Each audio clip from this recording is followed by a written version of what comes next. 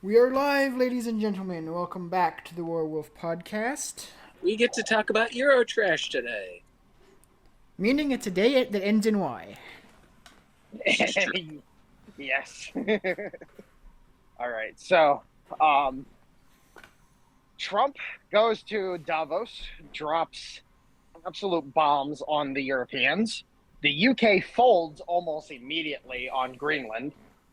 And a cash offer has apparently been made. I have not been able to confirm the numbers. I've seen numbers being posted, but I will wait on fully accepting those numbers because, frankly speaking, if those are the numbers that they're agreeing to, holy shit, Denmark, you are.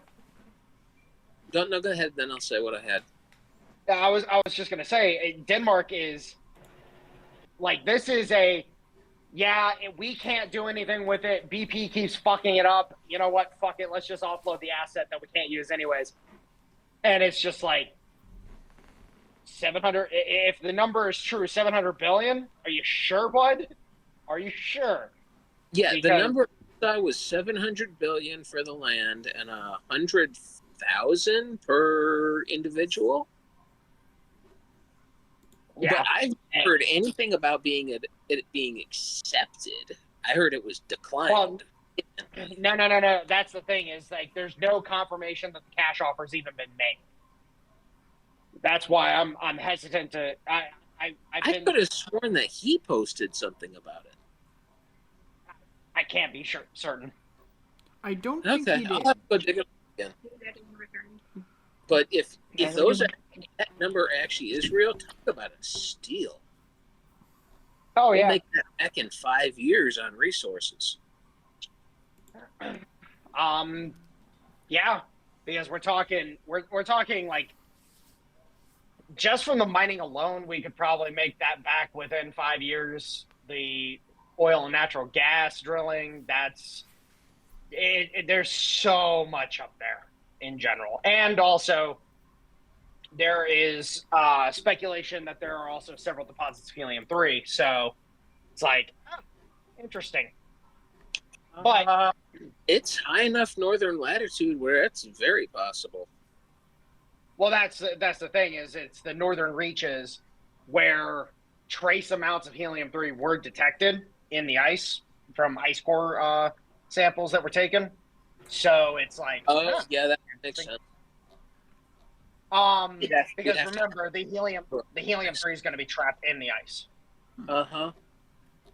So we got that whole situation. The EU also fucking absolutely getting boofed by Trump, basically saying, like, not saying it directly, but saying, like, we got your balls in a vice, and there's not much you guys can do. Good luck, have fun. Just good luck. Furthermore, we have the whole, we're going to kick the U.S. out of NATO, and now Finland, the president of Finland's talking about, we can do everything ourselves, blah, blah, blah. And then literally in the next interview, like 11 minutes later, he's like, I didn't say that. What are you talking about? It's like, I see what you're doing here. Oh, yeah, I saw that. I don't think I've seen somebody do a turnaround that fast. Oh, yeah, absolutely. It was fucking hilarious. So we've got the whole EU thing. Then we got Iran, which also connects to the EU. The EU got boofed. The Iranian regime holds. And the U.S. profits because, the only people on the government side that died were our IRGC. The only ones. Civil government was untouched. Freaking regular police were untouched. Fucking military untouched. For the most part, there were some injuries, but that was because the military was the one responsible for truly putting down the protests.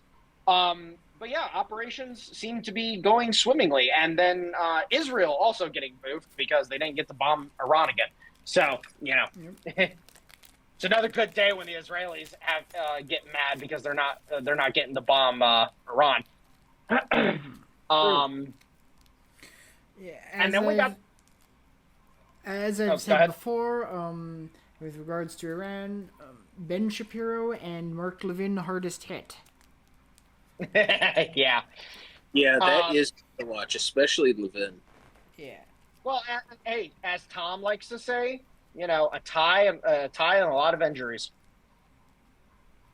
Now, then we also have the liberals losing their fucking minds here because we just finally got some confirmation on the number of people that are being deported from Minneapolis so far. The number's well over 10,000 at this point in time, which, okay, cool, awesome, great to see. But we're also seeing a ramping up of operations in other cities across the board. It's not just in Minneapolis that we've seen an increase in the number of operations ongoing. There's been more operations being activated in other locations, and now the NGO crowd are trying to react to this, and apparently it's going very poorly because people are scared shitless of this this Arctic cyclone that's coming through. Yeah. So shit's working in our favor pretty well right now. I now understand why they started to push these operations at the time they did, because record cold winter. Okay, cool, let's go. Yeah, people are losing it partially because of that, which is always fun. Well, think about it from this perspective. People are going to be holed up in their houses. Makes them easier to fucking track down. Yep. That's right. And most of the people that are out on the street going monkey are professionals. Yep. All right, so let's start with the EU and we'll work our way down the line real quick. So, as I said, supposedly a cash offer has been made, and supposedly the number is $700 billion. If that is the number, that is the deal of a century. That's tantamount to the amount that was paid for the Louisiana purchase. Yeah. Like when in terms of land gained and resources gained, it's basically the same kind of deal. You're gaining a very, very good strategic piece of territory on top of a piece of territory that has a fucking trove of resources. So it's just a good. But then we also have the fact that the Greenlanders they've been trying to prop up. If you guys haven't noticed, in the media, they're trying to prop up the anti-US side of this deal, and they're obfuscating the pro-US side of this deal, because I have seen several videos from meetings that are being held where people are able to talk at said meetings. And a lot of these meetings, most of the people that are coming to these meetings and talking tend to be on the pro-US side of this deal. Because a lot of people don't know this about ice or Greenland in general. A lot of people don't seem to understand what Greenland actually is. It's not a Danish territory, it's a Norwegian territory. Yep. Denmark acquired Greenland under the Danish-Norwegian Union. And technically Sweden was part of that union as well. Sweden fought for independence. They fought an independence war and gained their independence from the Danes, and then the Danes and the Norwegians were in a union for, I don't remember how long the union exactly lasted, but they were in a union for a while. And that's how Denmark acquired Greenland, was through that union. And then when Norway split off, the Danes just retained Greenland. So in actuality, it's a Norwegian population, and the Danes have never been kind to these people. They've never treated them well. I got something that in regard to Danes not treating them well. Did you know that from 1954 to 1978, Denmark forcefully sterilized thousands of native Greenlander women?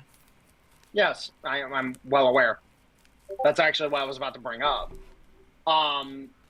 You got the forced sterilization. You have the the incentivized sterilization, because they did the whole forced thing, and then after that program was revealed to be as bad as it was, they then moved to incentivized sterilization. So, everybody asks, like, why Greenland has, because at the end of the day, Greenland doesn't have a lot of territory that they can use for settlement, but they have a lot more than 57,000 people worth. Yeah. So at the end of the day, it's like, you wonder why the population of Greenland is as low as it is. Well, the Danes would be why that is. Because at the end of the day, they didn't want, because Denmark doesn't have expeditious capability. The Danes have never been capable of being expeditious with their military.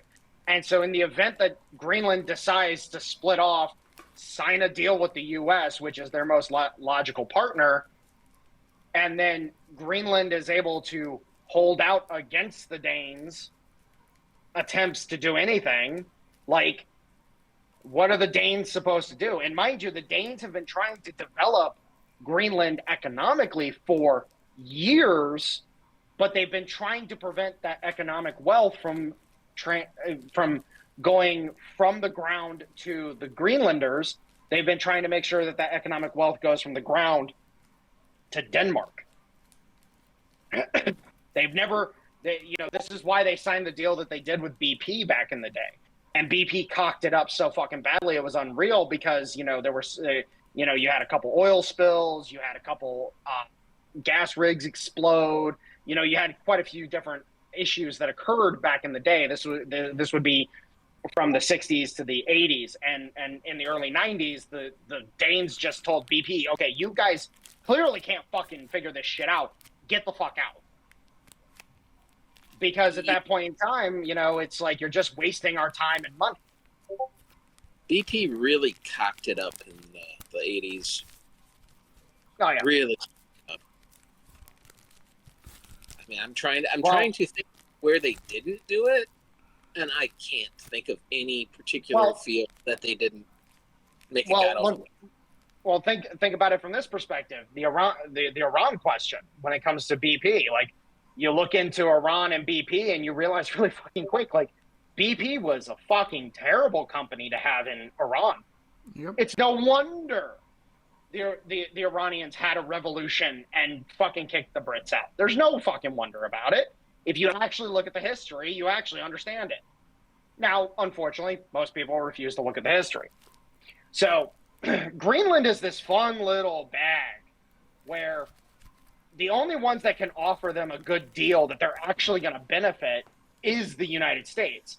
Because if they can't go to Canada, because Canada's an extension of the UK.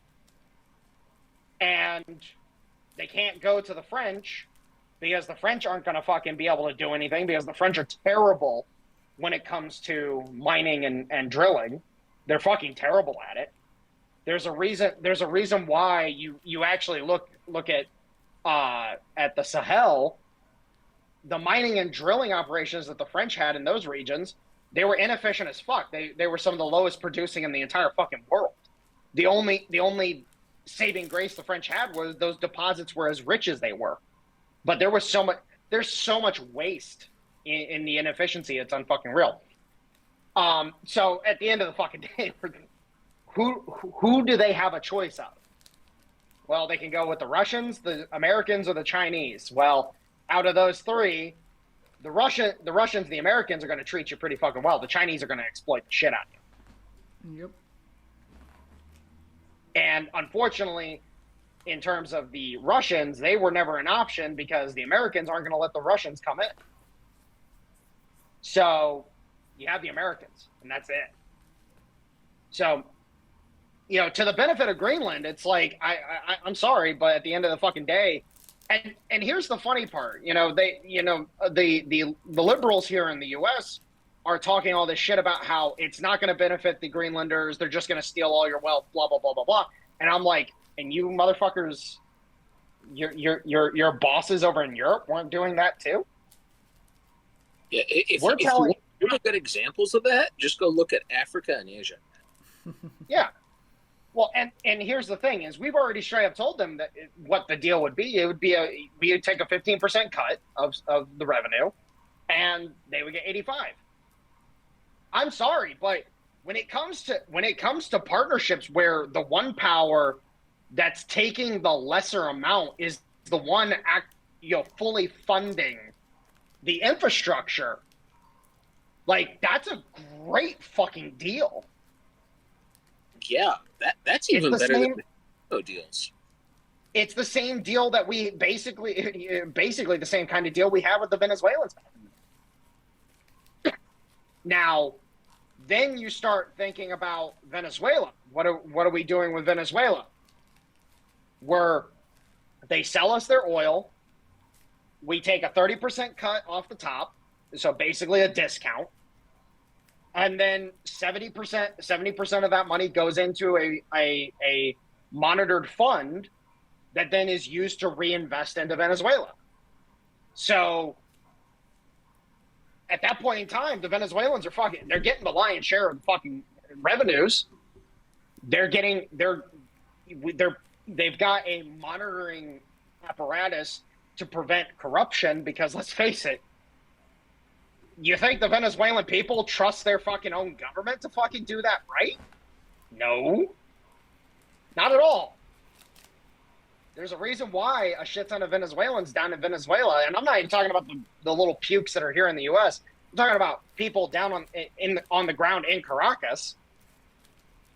There's a reason why they're all fucking like, hell yeah, and let's go. Like, this is a better deal than we thought we were going to get. We thought these motherfuckers were going to come in here and basically tell us, like, oh, we'll give you 25%. No, they're fucking offering us 70%? And they're building all the infrastructure for us? Shit. All right, cool. Let's go. So, at the end of the day, the EU is sitting, the EU hardest hit. EU, cope and seethe, motherfuckers. Cope and seethe. And now they're trying to figure out how to get the U.S. out of NATO so that they can go to war with the U.S. Like, if you guys notice that, that's where their rhetoric has shifted. They're now trying to figure out how to get the U.S. out of NATO so they can go to war with us. Yeah, that'll end badly for them. So we've got all the fucking plays that we can make, and again, the UK folded on Greenland instantaneously. They've already announced that they're backing off on their on their protest of the Americans acquiring Greenland. They've already announced that. The French are going to hold out the longest. The Germans are going to back off relatively quickly if MERS hasn't backed off already. And then the others are just going to be like, well, shit, the coalition fell apart.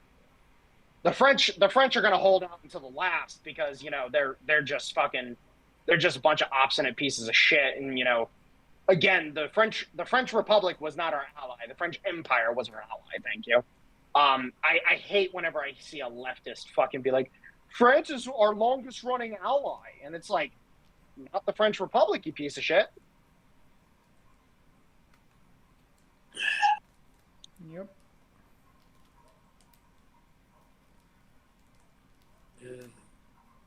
Don't you just love geopolitics?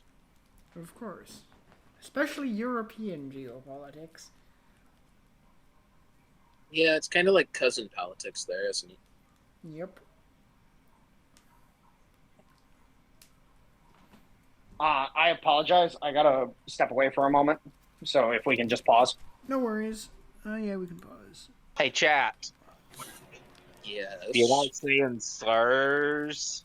That Pippa reference, bro. That Pippa reference. Yeah. Yeah. We need to have that as a friggin' soundbite. Absolutely. Yes. Hell yes.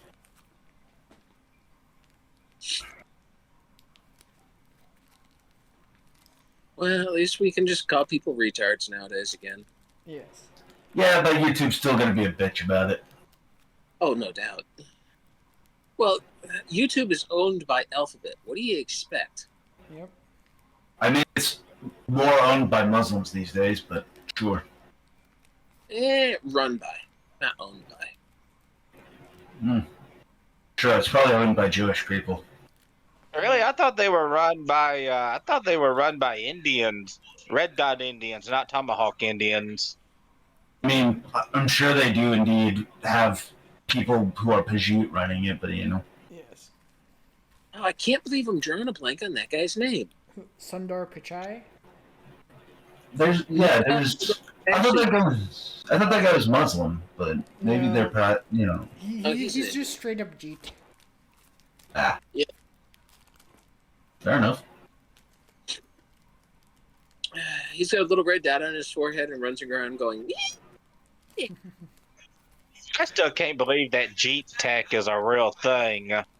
Yes, unfortunately.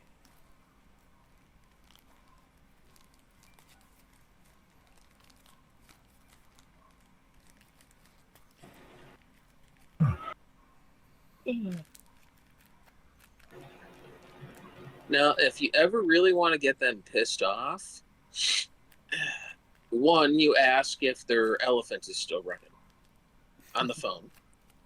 And two, you ask what class they're born into. Oh, I love caste system jokes. Oh,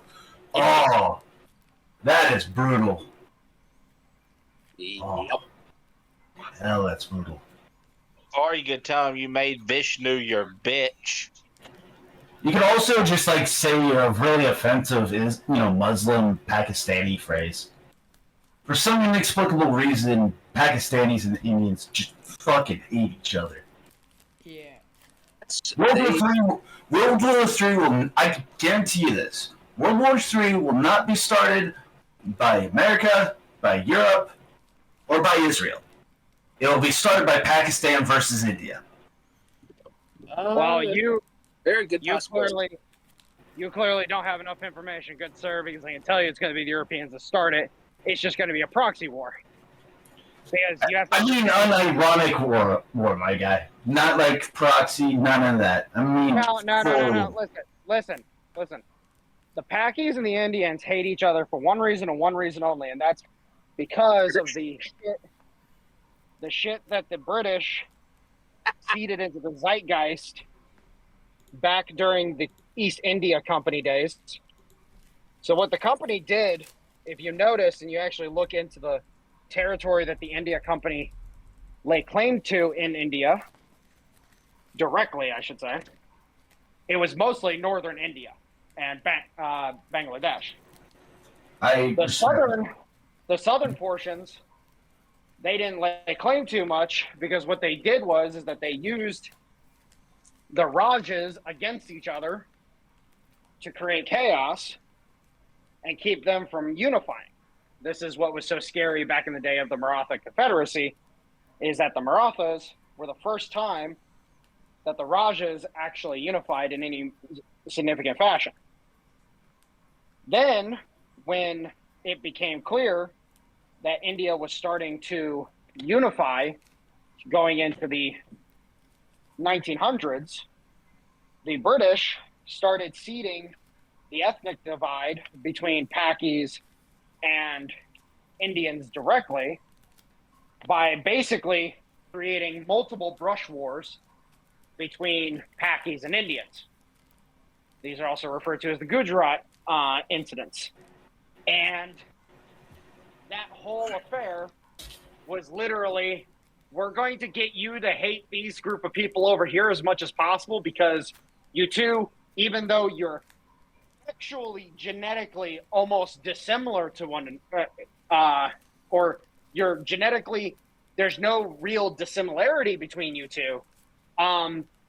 Supposedly your cultures are vastly different. And in reality, their cultures aren't that fucking different whatsoever, actually. So, a lot of the conflict between the Pakis and the Indians actually goes back to the East India Company. And when you got two British proxies that both have nukes, well, you can get a real nice proxy war going real fucking quick. I respectfully disagree. I think it's more of a matter of religious issues because Dude, I get your point with the whole Muslim versus Hindu thing, but here's the thing you have to understand. Is at the end of the day, Islam fucking lost so hard in India, it's unfucking real, because this is where we get the term moderate Muslim from. You have to understand that. Like, the only time that you'll see a Muslim Indian is when it's a dude that you didn't even know was fucking Muslim. Like, there's no real characteristics. They all drink, they all fucking do all the partying and all that bullshit and so on and so forth. It's a Persian. They all just do the stupid shit that Islam supposedly tells them not to do. They are literally fucking the UAE on steroids. It's just a lot more. I typically refer to those people as Persian Muslims. You know, the guys that you see wear like 5 different kinds of cologne, always party, orgy, that sort of shit. That's what I think of, is that, because that is typically what's associated with Persian Muslims. And mind you, you have to also understand one thing about the problem between Pakis and Indians. At the end of the day, it is seriously just a case of Pakis love the idea of reestablishing the Mughal Empire, and the Indians just oppose it. And that was one of the two things. Another thing that the British seeded into their zeitgeist over there was the Pakis have this idea of rebuilding the Mughal Empire. And so the Indians, by default, are going to oppose that, because that means to rebuild the Mughal Empire, the Indians have to lose the entirety of northern India. I forgot that they had that. That's a pretty obscure history, not gonna lie. Anyways, all right, I'm back. I apologize. Now, sorry if I don't really mean to be like a fucking obnoxious contrarian about it. No. I want you to present your points, and then I will, like, if I have information about something, because you're going to have information that I don't have, and then I'm going to have information that you don't have. Makes sense. That's how we swap shit. So throw your shit out there. That's fine. I don't give a shit. Anyways, let's get back to the topics. Yeah. So, EU is in a terrible fucking position. They are in objectively one of the worst positions I think they've ever been in. And I don't even think the 2008 crash was as bad as they're in right now. That's saying. Yeah, that's saying something. Here's something I need to ask about, because I don't understand the conflict then, because you would think that if they're in an economic crash, Greenland is a pretty easy sell to kind of, recover from the crash. I mean, it's a solid chunk of money. So why would they oppose something that would rescue their economy? Because it's all about assets. So you have to understand the derivatives market in order to understand how the EU thinks. Okay. So derivatives are basically, I have this in the ground so I can monetize it. Whereas traditional market, okay, so you have it in the ground, we're going to give you money so you can get it out of the ground and get it into the market. The derivatives market just needs the asset itself, period in the story. It doesn't matter if it's in the ground or out of the ground, it just needs the asset. And so this is, the silver derivatives market, for example, has just blown the fuck up completely, where now all of the shorts are getting fucked. Every single one of them are getting fucked. JP Morgan literally jumped out of their position as quickly as they could, went long, and then fucking profited. And then HSBC, which is a major British bank, they fucking exploded. They needed like $30 billion in order to cover their short position. The night that the silver trade blew up and the repo facility was processing a bunch of repo, it was fucking insane. everybody's like, oh, I think JP Morgan blew up, blah, blah, blah, blah. And I'm like, no, it wasn't JP Morgan because JP Morgan fucking got out of their position. They got out of the position completely. So the only other option is HSBC. And HSBC had a shit ton of money in shorts. Let me put it to you this way. The derivatives market, if I remember correctly, it's something like 230 million tons that is all in the paper market. Nobody's got 230 million tons of silver sitting in their stockpiles. Nobody. Freaking JP Morgan, who has the largest silver holding in the U.S., I think they have like 78 million or something like that. Nobody has 280 million tons sitting in their fucking paper in their stockpiles. Just isn't a thing. So,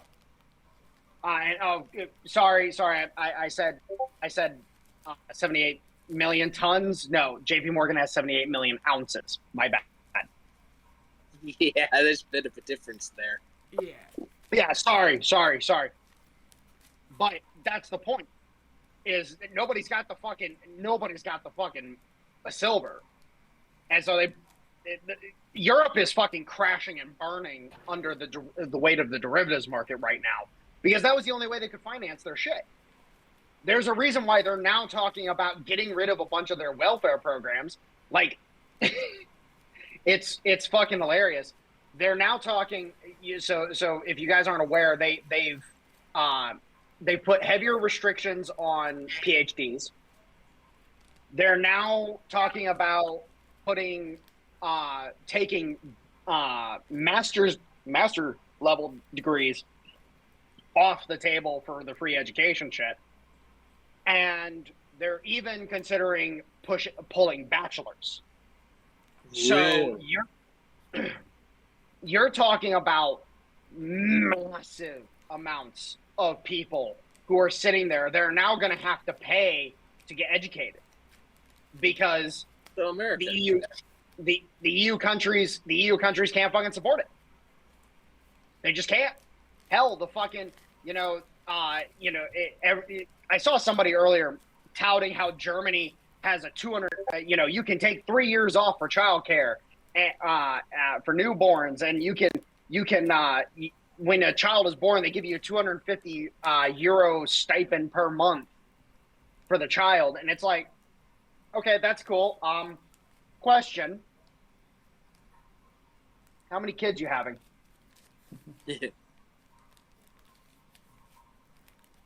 Oh, that's right. You're all basically fucking negative when it comes to your birth rates. That's right. It's part of the reason why they're importing so many people. Oh, yeah.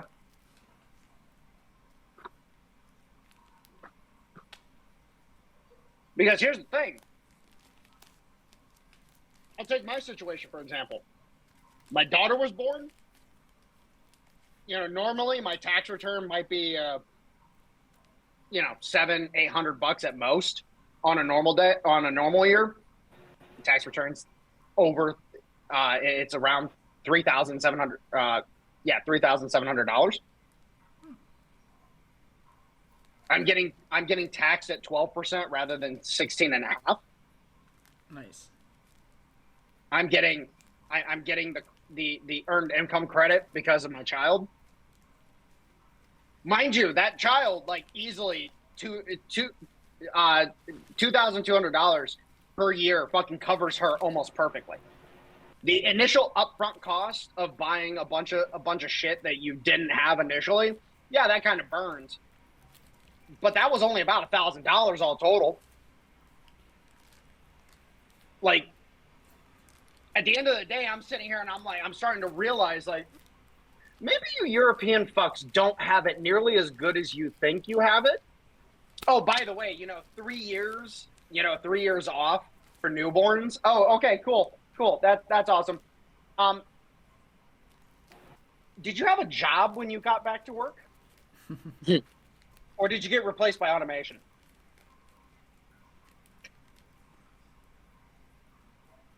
Yeah. these Or are by questions I would. Syrian. These are questions I would love to ask some Europeans. Would love to ask. If we want to talk about, Europeans talking about how much better they have it, there's only one question you have to ask any European in any of these countries. That question is, do you own a dryer? Oh, that is cold. You can go a little closer to that. Yeah. Do you have an air conditioner? That too. Yeah, remember when they were keeling over just when it got a little hot this last summer, or was it the year before? When it was just a typical southern summer like what we get, they were freaking out about it and acting like it was killing them. Well, It was killing people. To be I mean, fair, it was- Stoner, though southern summers are terrible. No. Here's the thing. This past summer, when I saw the numbers, I was laughing because it was as hot in Ohio as it was in Europe. That was their quote unquote heat wave. Was Ohio weather? Yeah. I was sitting there laughing. And do you know? Real quick, do you guys know why they were killing over as much as they were, or why they kill over during the summer as much as they do? I guess, if I may. I have a guess, if I may. My guess is that it was based on what they build their houses with. Because I have some European friends in the UK, and they said that they just build their houses out of straight brick, and that it retains a hell of a lot of the heat inside their house. That is my guess. So that's part of it. It's the materials that they use is about 20% of it. The majority of the reason is because they don't have central ventilation. One of the quickest ways, I would hazard a guess William has encountered this quite a bit. William, during the summer when all of a sudden there's a shit ton of pollen everywhere, how easy is it for you to breathe? Depends on the kind of pollen, but I know where you're going with that. Yeah. Yeah, we know how to air out our houses. Yeah. They live, because especially in the cities, because they live in these townhouses and they live in these flat apartments, and they don't have central ventilation. Dust and other particulates overwhelm their fucking lungs. There's so many people who will keel over just from being able to not breathe. And the problem is it gets chalked up to heat exhaustion. Well, the problem is that it's a combination of the air you're breathing plus the heat. That's what fucking gets you. Yeah, don't forget the fact that they were getting arrested if they opened their windows. True. Just yeah, that too. That too.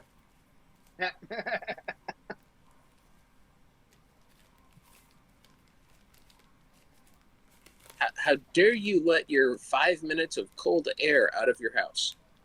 Yep. Wait, Mike, do you have a window opening license?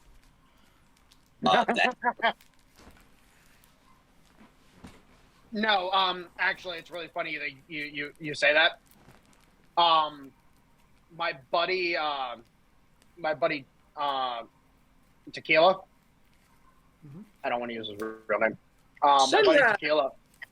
He has sent me pictures of his apartment before, and he did a video where he walked through, and this was right after he had just moved out onto his own, and he's getting his business started up and so on and so forth.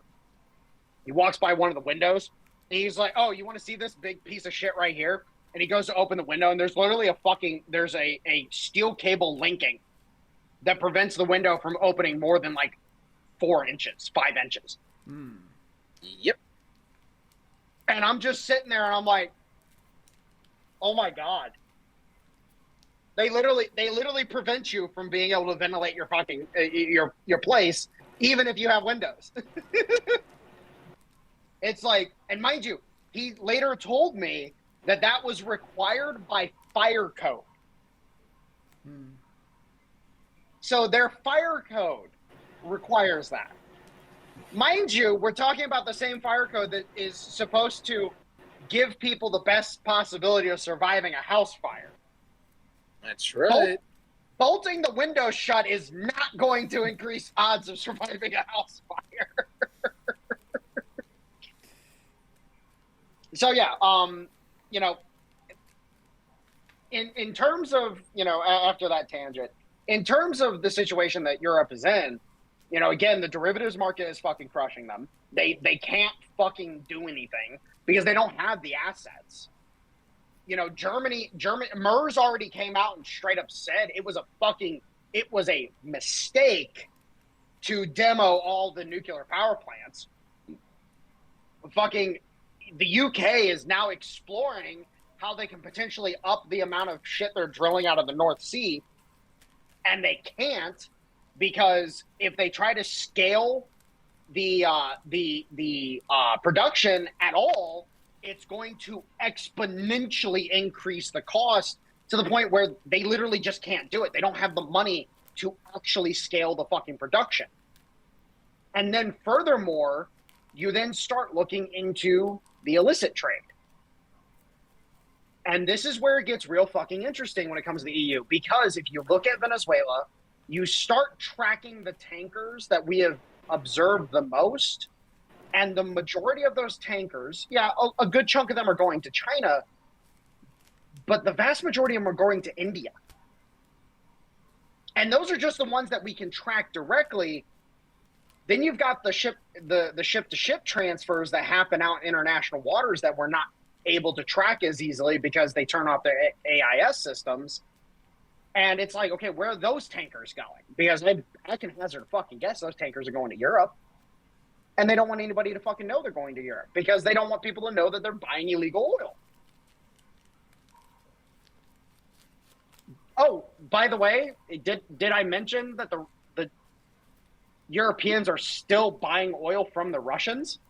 Yep. Like, at the end of the fucking day, like, these people, they are the most illogical pieces of shit ever, but at the same time, once you start thinking of it illogically, it all makes sense. It's like, holy shit, these people are just retarded. They think that they can just derivative themselves out of this situation, and it's like, good luck, have fun. We're going to handle you too, don't worry. So, it is what it is. I enjoy thinking about crushing the Eurofast. I do enjoy it quite a bit. Yep. And yes, for the record, there are only 3 proper ways to refer to people from Europe. European is not one of them. The 3 are, in no particular order, Eurofast, Europoor, or Eurotrash. I concur, Captain. Yeah, you can call them the conquered as well. Well, if Europe has its way, you might as well call it the Muslim Union. Yeah, pretty much. Well, again, and Cross, you might not have realized this because you might not just have thought it from this. The importing of the Muslims was intentional. It wasn't something that got out of hand and it was, you know, it never got handled properly. No, it was intentional because they used those people to control the native population. I mean, yeah, I get it. I get the whole intention behind it, but it's also a very stupid intention. Yes.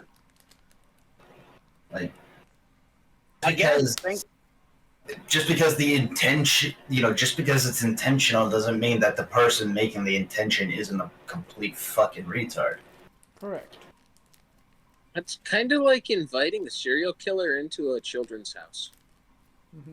It's more like intentionally bringing a school shooter into a kindergarten. Yeah, pretty much. Well, again, as I said, once you start thinking illogically, it all makes sense. Yes. Or in the case of the UK, it's like bringing a bunch of inbred pedophiles into a schoolhouse. That's literally what it is there. I was about to say, that's literally what it is. It's just, as a history nerd, it just really saddens me to see what Europe has kind of become. Well, Europe's been like this for years and years and years and years. You go back to the and this is the issue that a lot of people have. You go back to 1776. You have the American Revolution.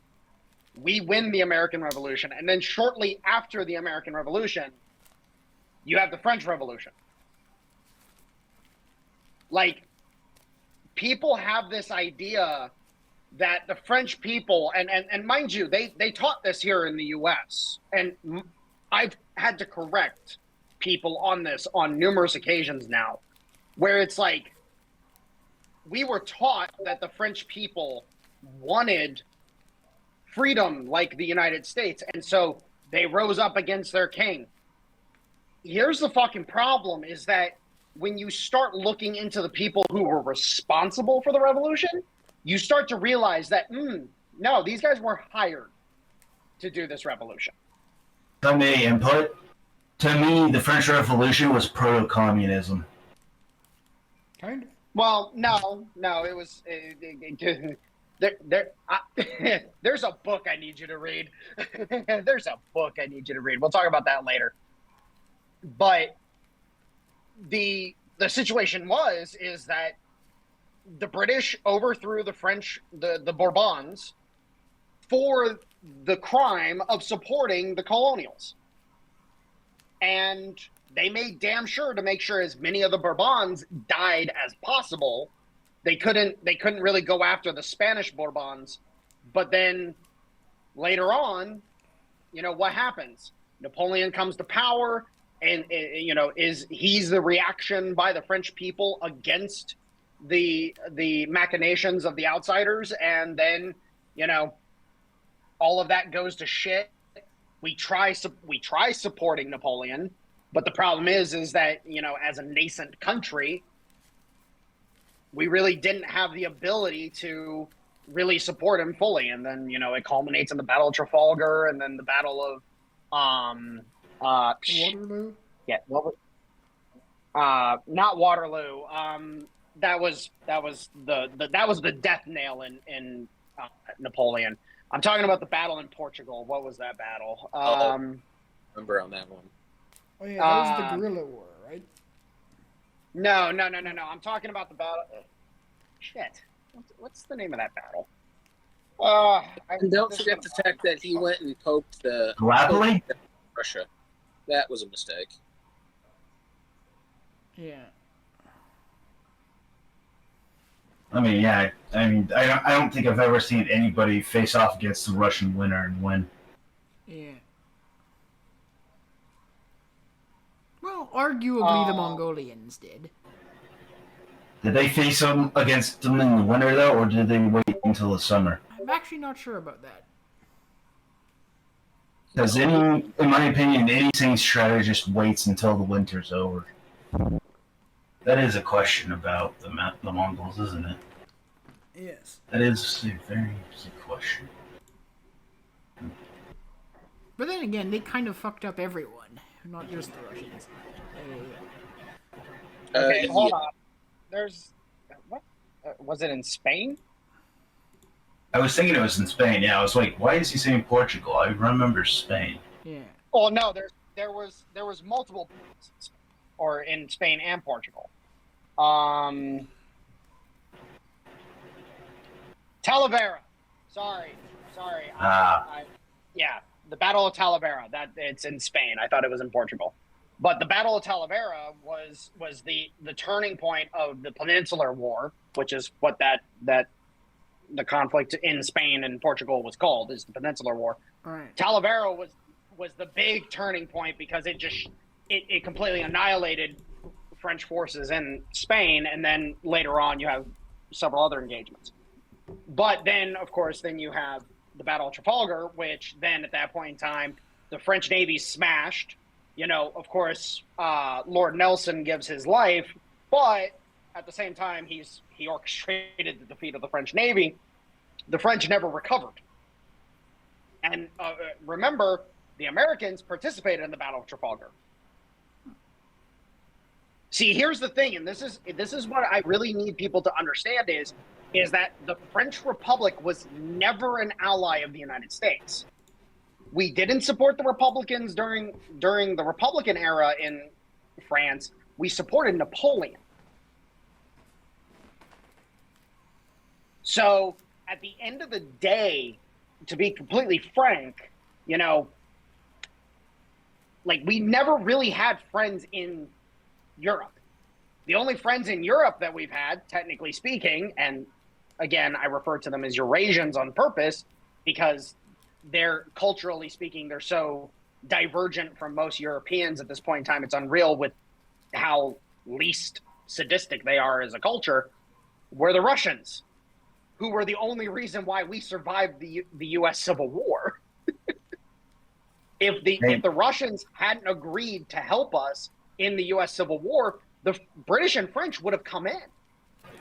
And then we're fighting on two fronts, north and south. Doesn't help that Oregon was partially occupied by the Russians, too. As a citizen of Dixie, it was a hard fact to swallow. But yeah, had the Confederacy won the Civil War, we would have essentially became a British puppet. Yes. Mm-hmm. Yeah, interesting factoid that the Euros were absolutely terrified about pre-World War I, during Tsarist Russia, and post-Revolutionary War, is that if the Tsars had not fallen, if things had been a little different, between their army and our navy, we would have been the combined superpower of the world at the time, at a couple different periods of time. And the European countries were terrified of that. Is that So why let me give you a bit of information. Okay. What? Let me give you a bit of information. Mm-hmm. The combined Russian-American fleet, it was a 2-to-1 advantage in our favor against the Europeans during that time period. Yep. 2-to-1. Not even in country, but in totality. Yeah. Yep. And then, what did we do? We created the Monitor. Yep. Not just a ironclad. I'm sorry. I said Revolutionary War. I meant Civil War. My apologies. That's fine. I knew what you meant. Yes, we but created a fully encased iron ship. Yep. Nothing, not something that had been done up to that point, by the way, because the ironclads that the fucking British and French and all them were using were traditional ship design with iron sheeting. That's right. We created a whole new class of ship that, yeah, it could only operate in coastal waters. I'd like to make since we're talking about ironclads, I'd like to make a shout out to the CSS Virginia. Yeah. Well, okay.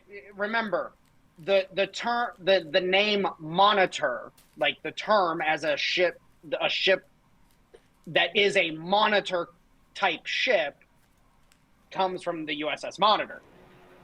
And the reason is because it's slow, it's cumbersome, it's got very little weaponry, but it's so overbuilt to shit and back for durability that good luck killing it. Mm-hmm. It might only be able to kill you slowly, but it's going to kill you and you can't kill it.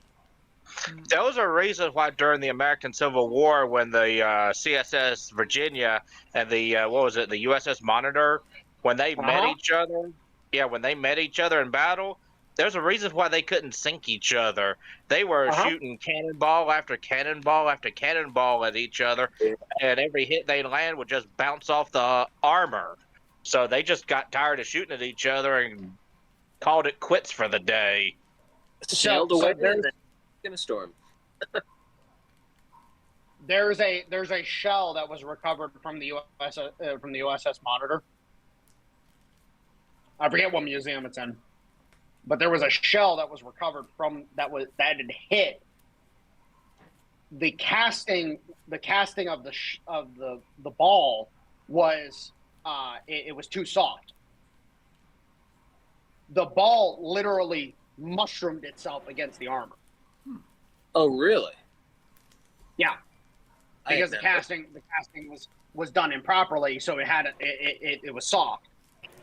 But it mushroomed itself. It didn't bounce off. It just straight up mushroomed into the side of the freaking ship, and kind of glued itself to the USS Monitor. And then when they scraped it off and pried it off finally, they saw and they were like, "Holy shit!"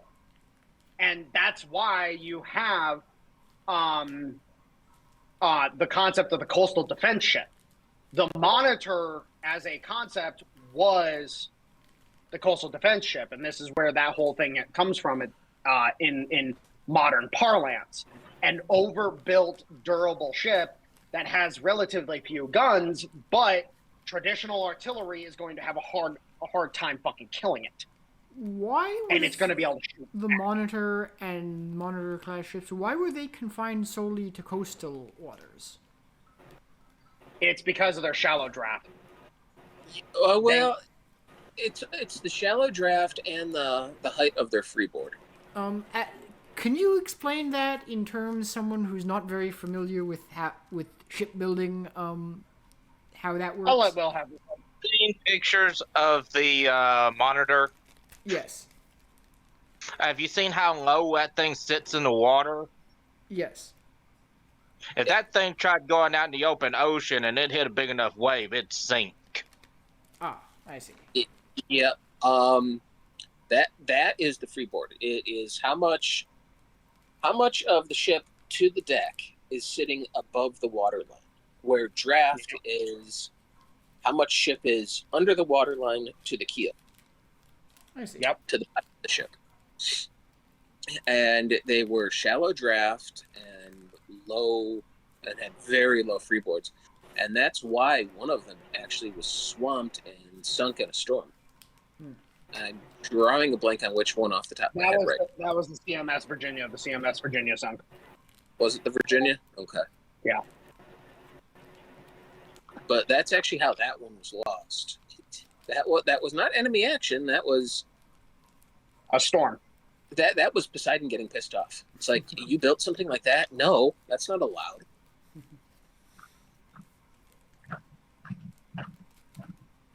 So yeah, they if the Brits had come in with one of their with the ship of the line, they would have just been pounding on that thing for days and nothing would have happened.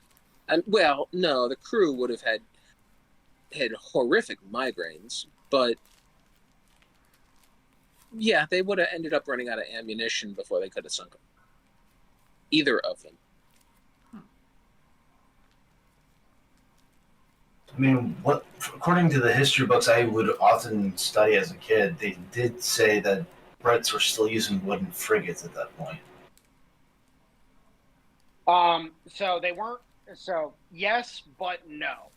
So what the Brits were doing at the time is that they were switching over to what we know as the traditional ironclad. So you had the new style ironclad, which was the Monitor and the Virginia. Then you had the traditional ironclad, which was a sailing ship or steamship.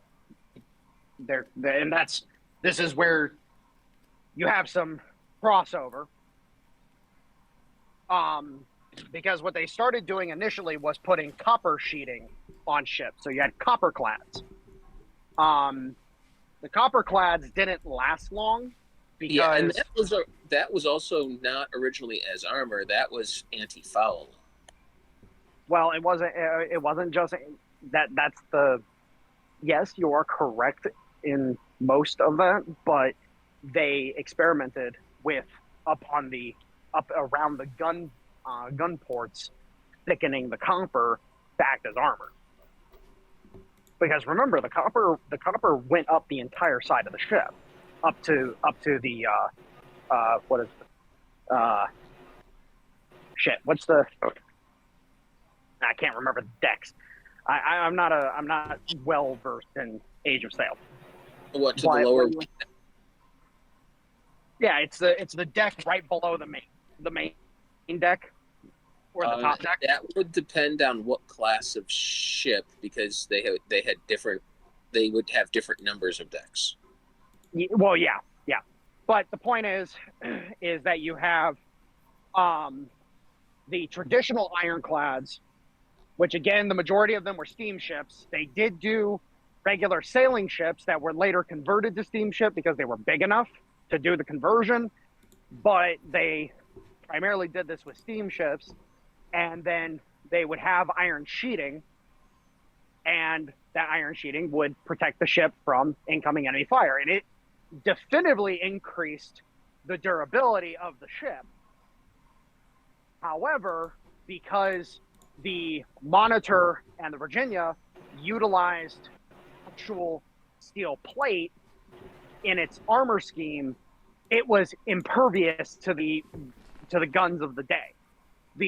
If I remember correctly, the only gun that was capable of harming the Monitor or the Virginia would have been, I believe it was the 32-pounder Parrott gun.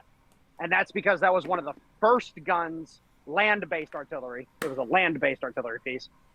That was one of the first guns of that era that actually used a shell that was what we would think of an artillery shell-wise. And that shell could have potentially hurt the Monitor or the Virginia, but we will never know because the Virginia Monitor never encountered that threat because, 32-pounder Parrott guns, they weren't widely used. All right. Especially in the New World. Yeah. So Yeah. I was looking at a picture of the USS Monitor. I'm just wondering, why would they build a ship that is so much of the ship is just under the water? Like, I mean, it's not a submarine or anything. It's just... They were built specifically for river fighting. Yeah. They were literally... They were a brown water ship. They were designed to fight in the rivers or at the mouth of rivers. They were never designed to leave the coast. And frankly, they were never designed to be more than a couple hundred feet away from the coast. Yeah, so what you end up having with the... if I remember correctly, it was the siege of Vicksburg that the Monitor was originally being designed for. I believe so. Because Vicksburg was going to be such a shit show for the Union. Well, supposed to be a shit show. It didn't end up being that big of a shit show. But it was supposed to be a massive shit show for them. And so they wanted a ship that they could sit off the coast, on the Mississippi with and just shell the fuck out of the Confederates. But yeah, no, the point is at the end of the day, Now, how did we get on this tangent? I've completely been lost in my love of this subject, and I completely forgot how we got here. Actually, I can answer that. It was because we were talking about how screwed up Europe is, and I had brought up the fact that, Europe and the European militaries and how Third World War might start. And you said something about, and then we went split on when I mentioned how, I claimed that the French Revolution was proto-communism, and then you went on like a and mind you, Cross, you're not completely wrong with that, but you have to understand the history of communism in order to understand it fully. Okay. And again, we'll talk about that book later. Okay. And we were talking. We had touched on how. I realize where we're at. I understand. Got it. So at the end of the day, when it comes down to it, the only friends that we truly have in Europe, period, in the story, are the Russians. Period. There's no other friends that we have in Europe. So, you know. So basically, 99% of Americans are getting shafted by people in the government by historical revisionism, basically. Yeah. Because if you were to ask any politician in America, they're just saying, Russia's the enemy, Russia's the enemy, Russia's the enemy. That's all they ever say. And Absolutely. And what it is look at films like Red Dawn. Red Dawn was released at a time, in my opinion, that was specifically to reinforce the anti-communist narrative, because the cracks had already started forming in the Soviet Union. Okay. And they had to reinforce the narrative going into the 90s, because we knew perestroika was going to happen. We knew that shit was going to get bad. And then after it went to shit, then we pulled the rug on Gorbachev. Because here's the thing to understand about the Russians is, one, we had signed a deal with the Russians to help them economically after the fall of the Soviet Union. We didn't do that. And then they approached us about joining NATO. That was later in, I believe, 95, 96. Yeah. Yeah, that would have been like the first year of Clinton. No, that was still. I thought that was still under George H.W. Bush. no, I don't think that was. I think that was Clinton. Oh.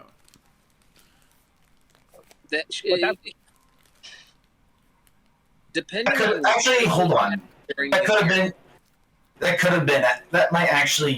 have been H.W. Bush, because it was that was the year of transfer of power, if I remember right. Yeah, it's just what I was going to say. It would depend on when in that couple month period. But that's the point, though, is that the Russians were like, hey, can we join NATO? And we told them no. And then Putin, years later, after he takes power, hey, can we join NATO? No. Makes you really wonder, doesn't it? Mm-hmm. Yeah. Not like it really matters, you know. The Europeans are losing, and I don't care, and they can fuck off. I mean, if we're denying them NATO membership, then yeah, fuck it.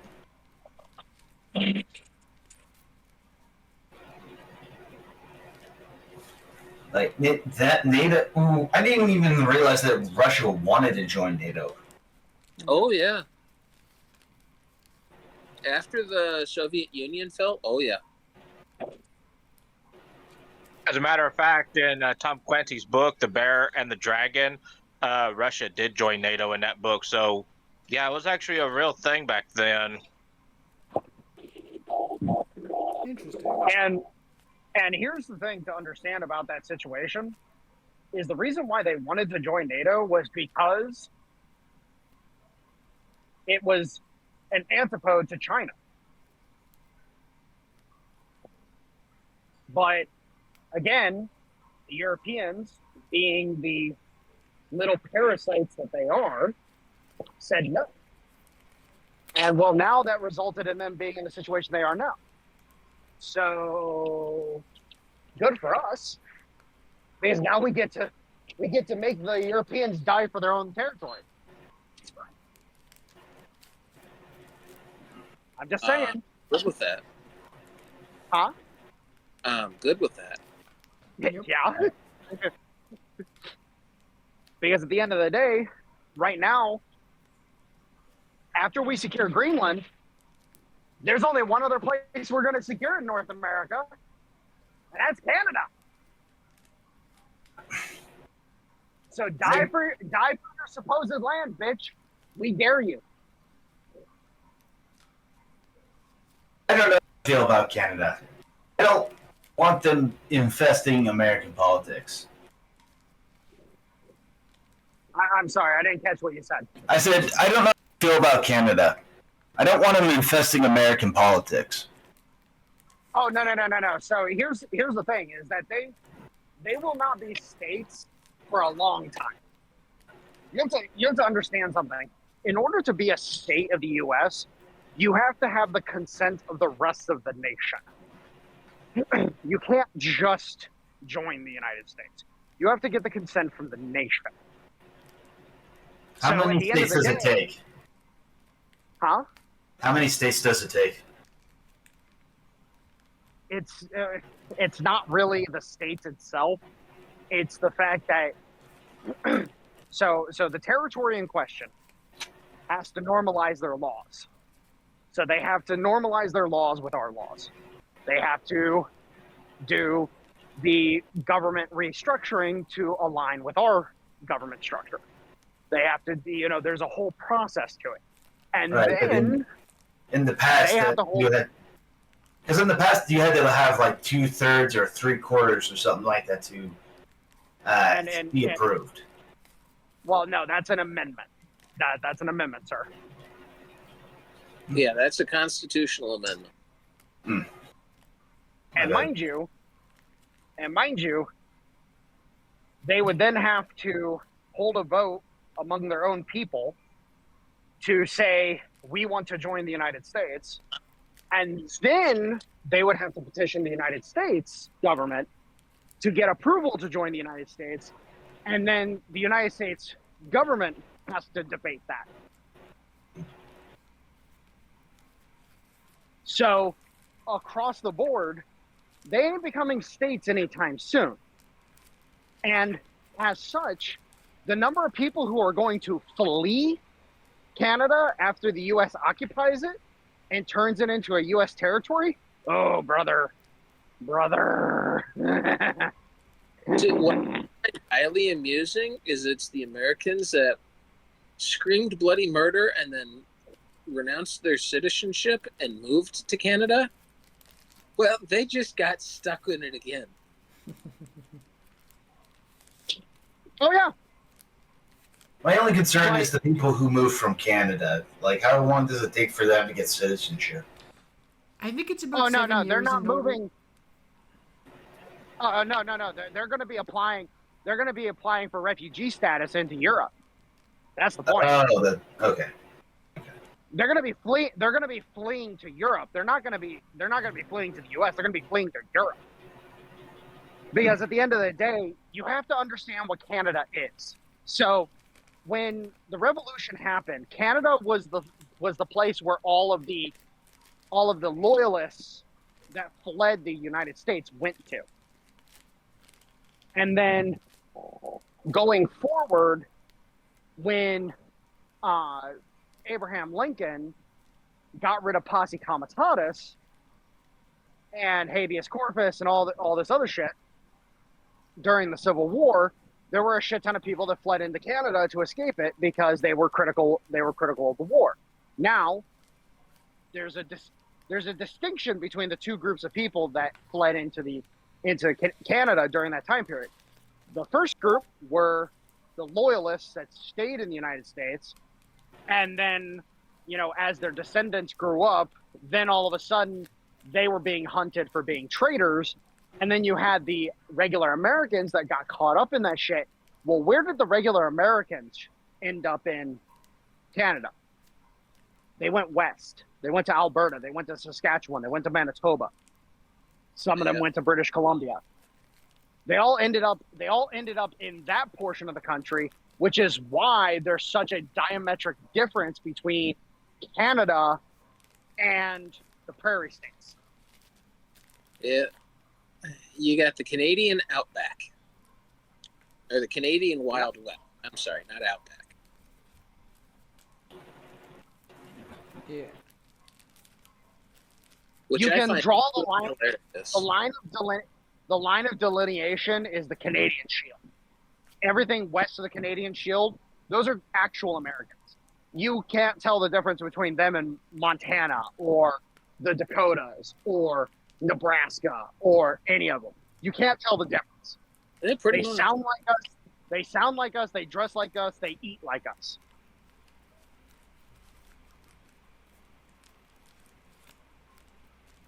So what you end up having is that the EU and the US are going to come to blows. It's going to be over Canada.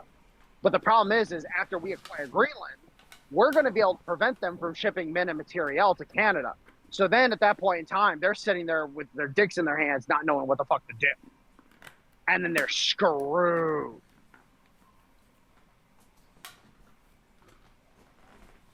Is this part of what the Danish are going to use mentally to justify not sowing? They can't justify. Europe can't sustain tariffs. See, here's the funny part. Everybody screams bloody murder. Oh, the U.S. taxpayers are the ones paying the tariffs. That's not how that works. Right. That's not how that works. And let me explain how a tariff works. A tariff is a tax on the production price of a good. So if you produce it for $10 and the tariff is 10%, you pay $1 to bring it into the United States. And the company who produces the good is the one that pays the tax. Right.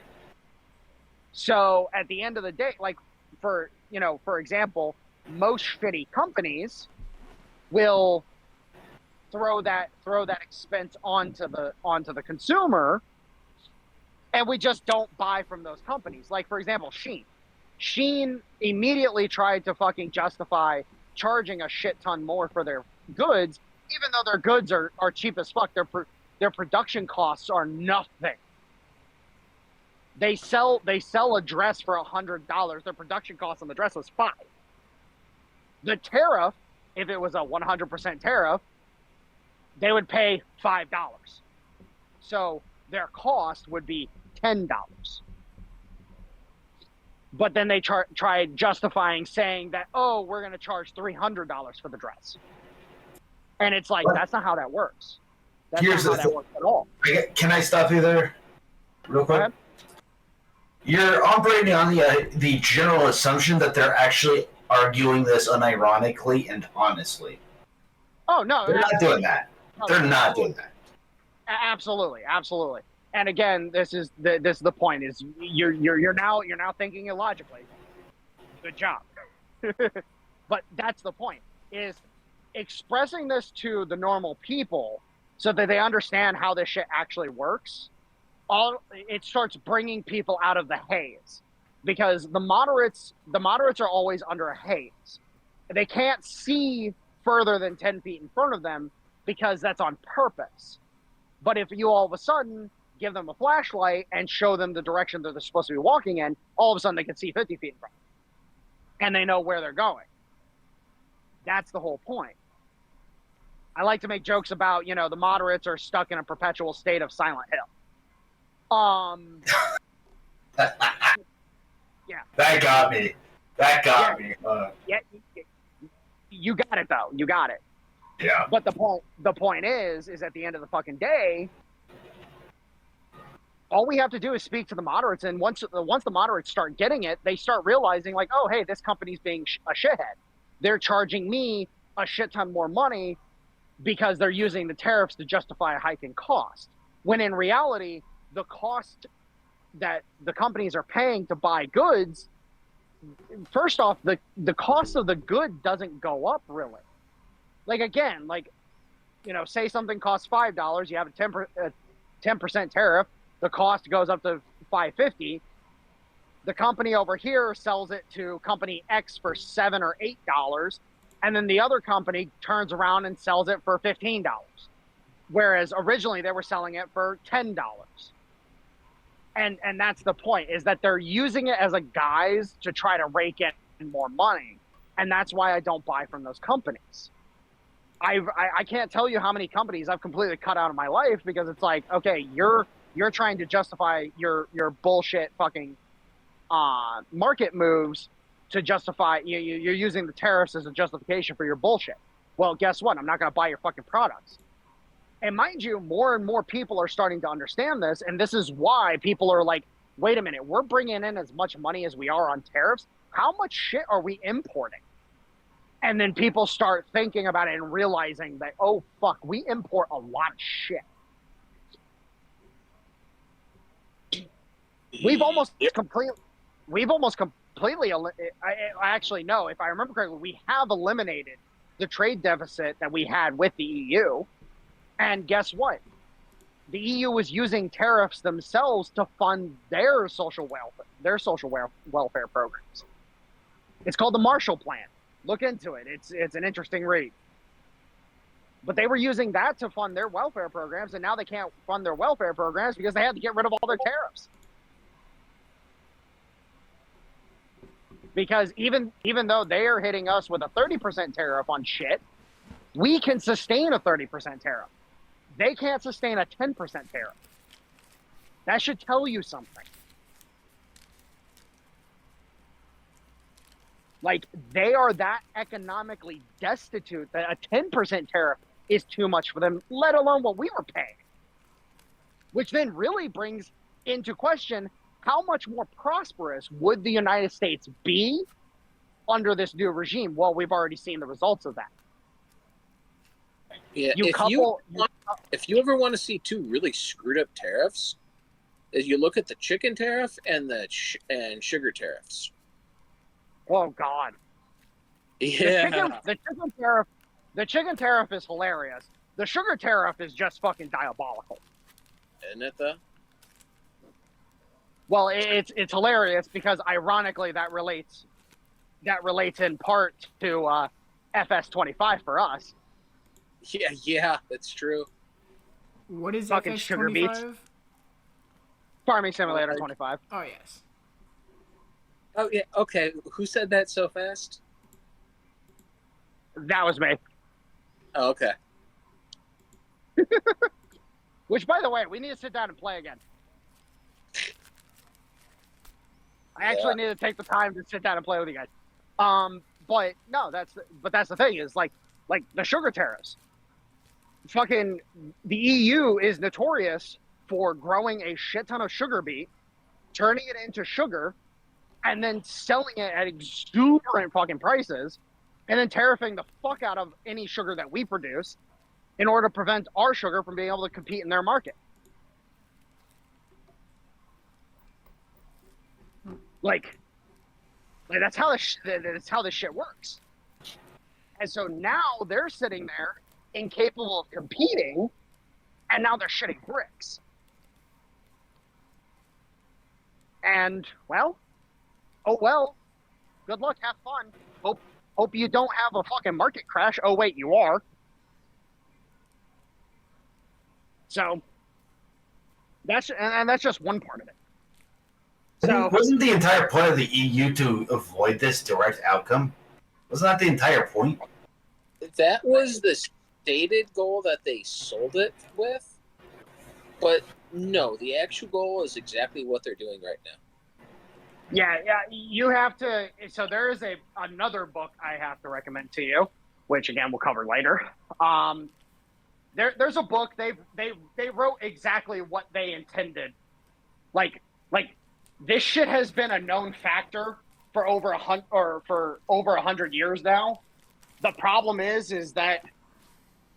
Well, let me ask you the question: do you read European literature, political literature? Not often. Well, that's the problem. Is once you start looking into their literature, you start to realize, like, oh, these guys love bragging about what they're doing. Are you talking about one Mr. Count Kalergi? Ha ha ha! There we go. Good job.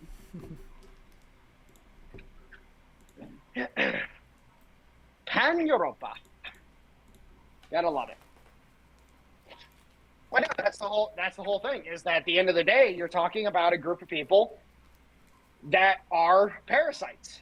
And unfortunately, there's plenty of good folks in Europe that are captured by the parasites, but unfortunately, because they don't know any other way of life other than being a host for parasites, they're incapable of doing anything because they can't even get past their own cognitive dissonance to understand that they are hosting parasites. Which is why the liberation of Europe, you know, they're going to get spit roasted between Russians and Americans again, and they're going to be wondering what the fuck is going on.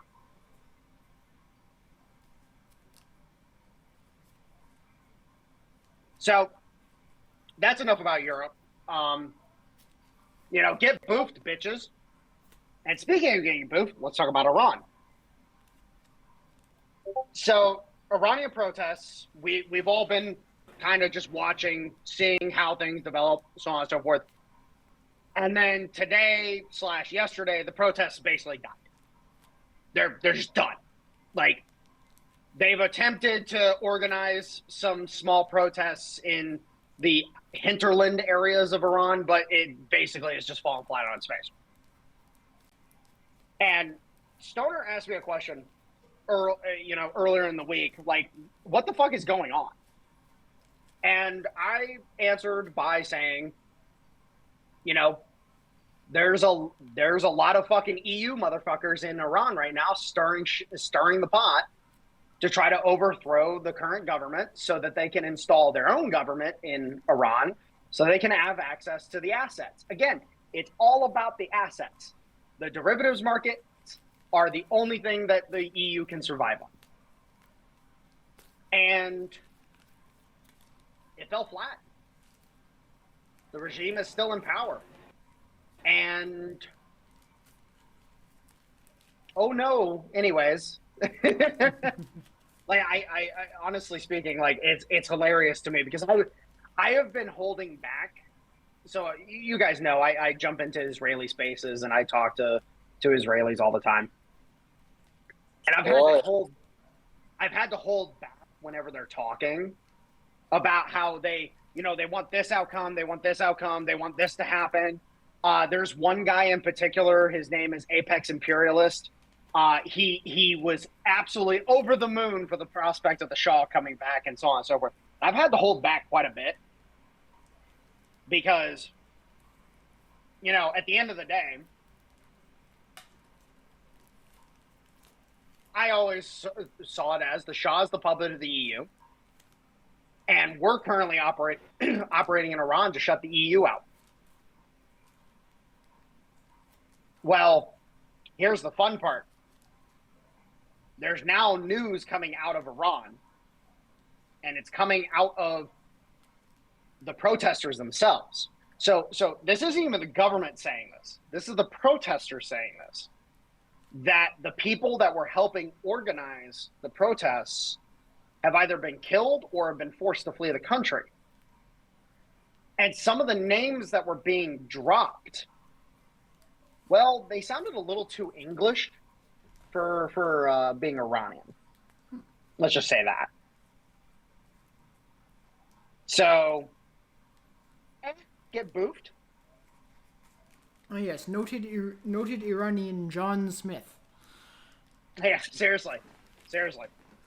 And what we've now been seeing is that I've been seeing some of the more militaristic Israelis bitching about the government not doing enough in Israel specifically, not doing enough to support the protests. And I'm like, weird. Why would you be saying that? If there wasn't Mossad agents on the ground as part of an MI6 operation. Because remember, gentlemen, what have we established prior? Mossad is an outgrowth of Mossad and what's their other intelligence service that they have? Everybody talks about Mossad, but there's the other one. It's basically the Israelis have the mirror of MI6 and MI5. Let's just say that. They have a mirror of MI6 and MI5 where they have the foreign operations and then they have the domestic operations. And again, Israeli intelligence is an outgrowth of UK intelligence. So it's like, weird. So Mossad and MI6 were having a little fun in Iran, trying to do a color revolution? Is that what was going on? No, that would never happen. No, never, absolutely not. It's not like they haven't done this before. No. But the funny part is that we now have some indications, because all of the leadership in Iran that was being targeted and killed, they were the IRGC. Well, we now have some indications that the groups that were targeting IRGC, they were kind of operating on the fringes of the supposed revolution. They weren't part of the actual movement. They were operating on the fringes, which then raises a question. Were those our guys? Were we bushwhacking IRGC guys to further hinder IRGC operations? Because it was the military. The military were the ones handling the riots. They were handling the protests. It wasn't the IRGC. The IRGC went to ground after a bunch of their people got killed. And still, a bunch of their people were still killed. I was actually kind of wrong the last time we talked about this. Apparently, a bunch more of their people, even after they went to ground, a bunch more of their people got killed. So, again, I asked the question: were those our guys? Doesn't because surprise. I'm just like I can't see any other way that this would be going on if those weren't our guys. Because again, if it was the protesters would have been shooting the military, but they weren't. You had a particular faction of the quote unquote revolution operating on the fringes that were going after IRGC. They weren't going after military. They weren't going after civilian authority. They weren't going after even the supreme leader himself. They were just going after IRGC guys. So, yeah. I will point out, gentlemen, that the only motherfuckers that died in the strike on Venezuela were Cubans. Yep. The only ones. That was the majority. I would not say that was the only. That was the majority casualty. Yes, there were some dumb motherfuckers that pulled out iglas and tried to shoot down helicopters, and they got fucking gatted and birded by Vulcans. Yes, absolutely. I'm talking about the motherfuckers we bombed.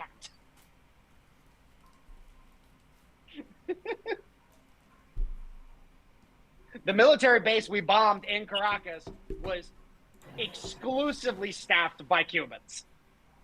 Nearly so, yes. But that's the point, is it's now a question of, did we just pull a Venezuela in Iran? And, oh, by the way, just pointing this out, gentlemen, the Israelis are pissed at us. Yep. They're pissed at us because we didn't let them bomb Iran. Yep. Color me So shot. the first time that they got to bomb Iran, we only allowed them to go after IRGC. And then the second time, we didn't even let them go after IRGC this time. We didn't even let them put the planes in the air. And we didn't even fucking bomb anything.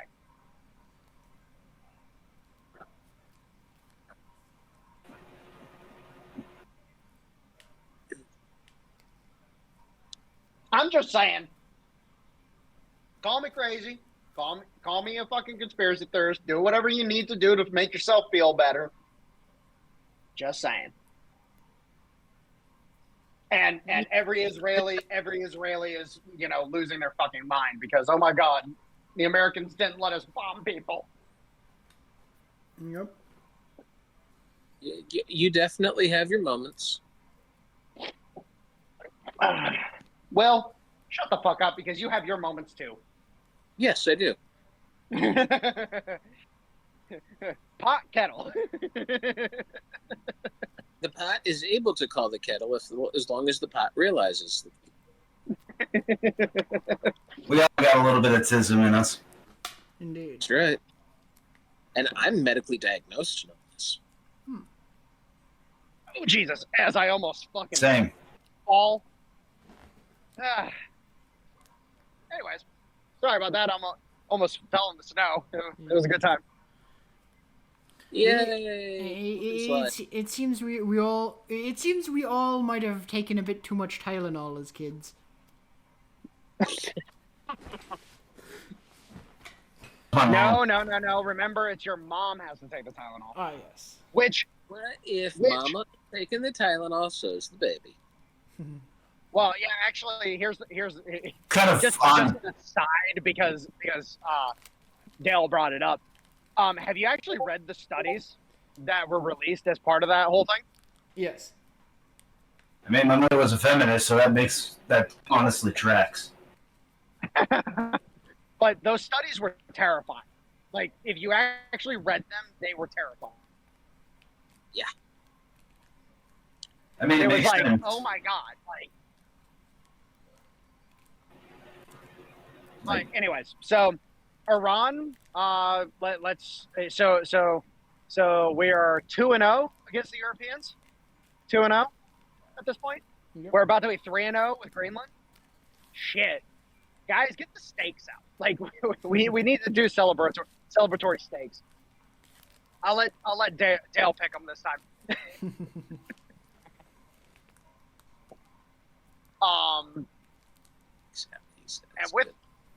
And with that, you guys want to talk about liberals in the U.S.? Of course. You're Not really, but I know. It's a hard topic to sit and talk about because you feel the brain cells dying very, very slowly. It's almost like waterboarding. Like, it's just like, oh god, you gotta talk about these people again. Yep.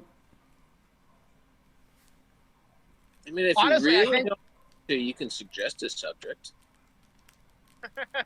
No. I want to talk about some specific things because are you guys seeing the same shit that I'm seeing when it comes to the just abject nature of the online discourse? The pivots are on a dime. Was it you, Will, that said something about a mailing list when it came to these people? Mailing list. It's not ringing any bells off the top of my head. Well, somebody made a joke about the mailing list going out, and it might have been Mitch. That sounds like something Mitch would have said. But the mailing list definitely went. It definitely is a thing because these people pivot on a dime. Yeah. The narrative Yeah, are just what you're talking about. No, I did not make a joke about that, but I know exactly what you're talking Yeah. about. Actually, I'd have to assume it was Mitch because I'm pretty sure out of all of us, he's the only one old enough to actually know what a mailing list is. Oh shit. That's cold. Yeah. Funny, but cold. Yes. Well, especially because you know how the meme has always been that they get the new software update, right? yeah. Yeah. So.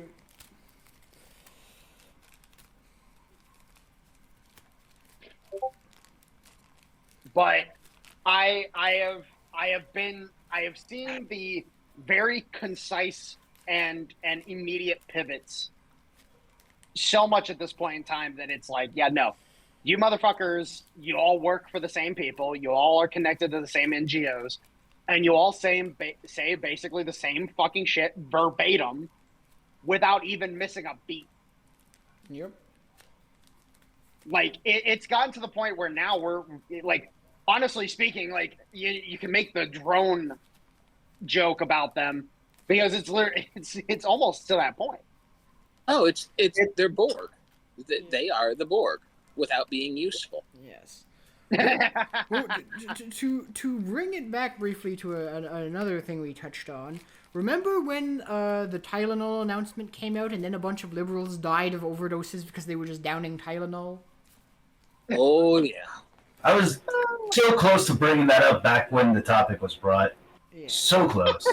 It's like, just anything that Trump does, they must do the opposite. Absolutely, I agree. Even if that includes killing themselves with Tylenol. Which I'm sorry, managing to OD on Tylenol, like, just how much did you fucking take?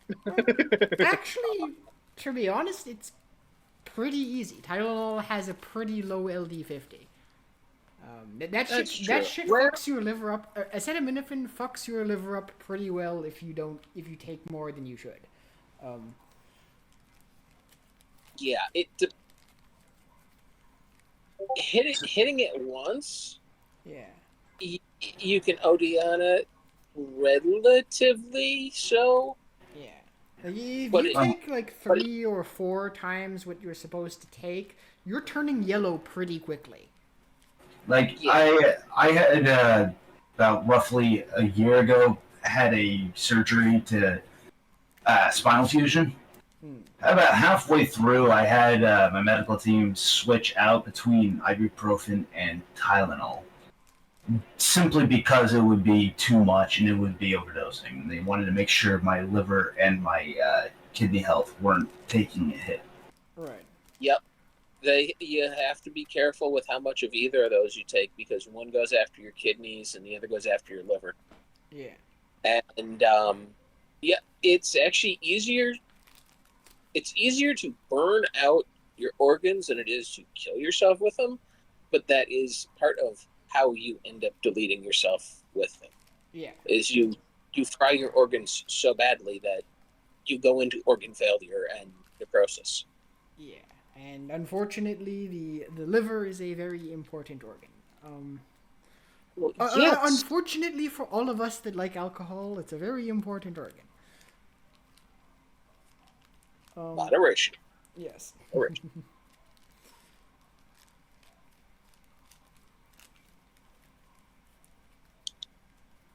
Well, and here's the thing that has been really, really, blatant at this point in time when it comes to these people, is we are starting to see a large increase in the number that are,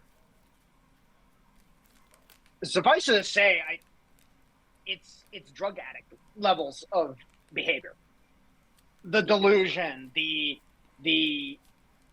aggression, the inability, the lack of impulse control. Like we're talking full blown addicts when it comes to their behavior.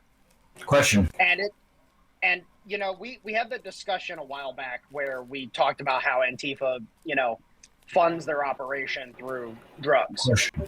Question. And at this point in time, I'm firmly convinced that Warhound. Hang on. These. Yeah. I have a bit of a question. Can we actually correlate to this maybe not being a matter of funding, but actually these people being physically intoxicated by actual drug runs? Well, no.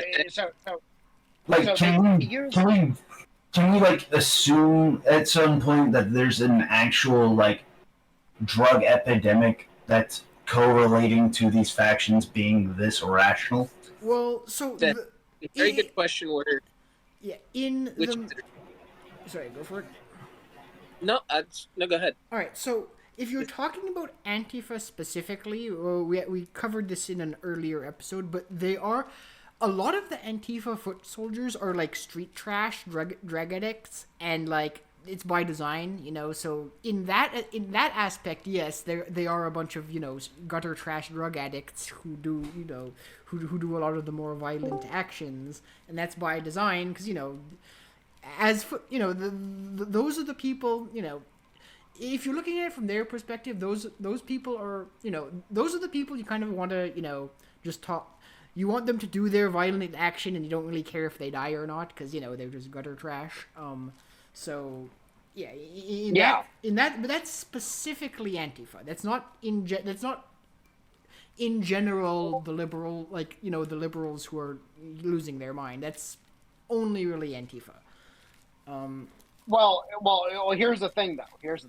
Is that at this juncture, what we're starting to see is that, you know, and again, they use drugs to fund their operations. They pay their people in drugs, you know, so on and so forth. And what we're starting to see is that at this juncture, I don't know if we can differentiate between, except for, you know, the uniforms, basically, between Black Bloc and the regular, just, you know, lunatic fucking liberals. Yeah. Their behavior is so encompassing at this point in time. It's like, are we really just dealing with a bunch of fucking drug addicts? Actually, no. I think I know a way we can classify them. There's the let's call it the meth block, which is like Antifa, and then there's the SSRI block, which is the normal ones. The answer is yes. We are dealing with a bunch of drug addicts. Yes. Yeah, a lot of them are, because that's how a lot of them get paid. Yeah. I know. Right, whereas the you know, the awfuls, the affluent white female liberals who are stirring all the shit in Minneapolis, their drug of choice is either boxed Chardonnay or SSRIs. I can't Antidepressants. wait for SSRIs to be done away with. Yes. They have their uses in very controlled circumstances. Yes, but they are way too overprescribed. Yeah, they've turned into parents. They've turned into the school teacher and the parent. Yeah. So do you think that SSRIs are going to be kind of like how fentanyl and oxy are? Like, they'll be controlled substances, but of course, if they're out on the streets, of course, things can get messy. They already are controlled substances. Like, you can't just go down to the store and get one without a prescription. But I don't think they'll be like that because they don't really, like... You can't get high off them. They mess with your mood and your behavior, but there's never going to be an issue of people, like, on the street with them because they don't get you high. They just make you stupid. Yes. And occasionally violent. Horrific impulse control. Yes. A long-term thought process, so you really can't go, is this really a good idea? And impulse control. Yeah. Well, and just to further on the point, you know, we've now had several examples where it's like, okay, this person is clearly fucking deranged. They're, you know, more than likely just full-blown delusional. And they're just so unwilling to acknowledge that their behavior is, like, again, like, you know, people like to make cracks about how, you know, all the you know, the average American voter is retarded, and it's like, the average American voter is looking at this shit and they're fucking pissed because they're sick and tired of fucking hearing about these people. They're sick and tired of fucking seeing it. Yeah, You know? It's usually a case of leave me alone. I have to put food on the table, pay my bills, and hope I've got enough money left to put gas in the car to get to work. I do not have the time, the patience, or the bandwidth for any bullshit. Yeah. And what we've, you know, in furtherance of that, then we start to look at how the reaction of the normal people is. Like, they've just straight up said, fuck you. We don't care about your fucking little movement. We don't care about this, that, or the other. First and foremost, we're fucking loving watching the videos of you idiots get your asses fucking pepper sprayed and fucking shot with beanbag rounds and whatnot. We're fucking loving it. Oh, They'll never learn, so it'll be endless content, endless entertainment. Oh, speaking of that, check the side chat as there's a new video of that popped up earlier today. Oh Lord. What happened this time? Sergeant Pepper. Yes.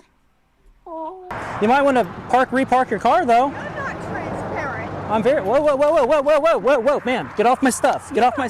Get off. Hey! Don't touch my stuff. Man. Do not touch my stuff. What the fuck is wrong with you? What are you doing? You? Don't touch my stuff again.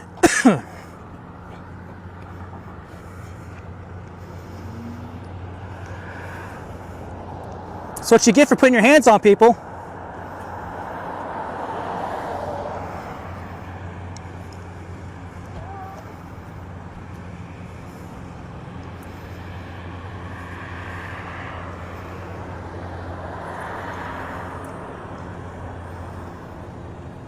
If we're out, find out.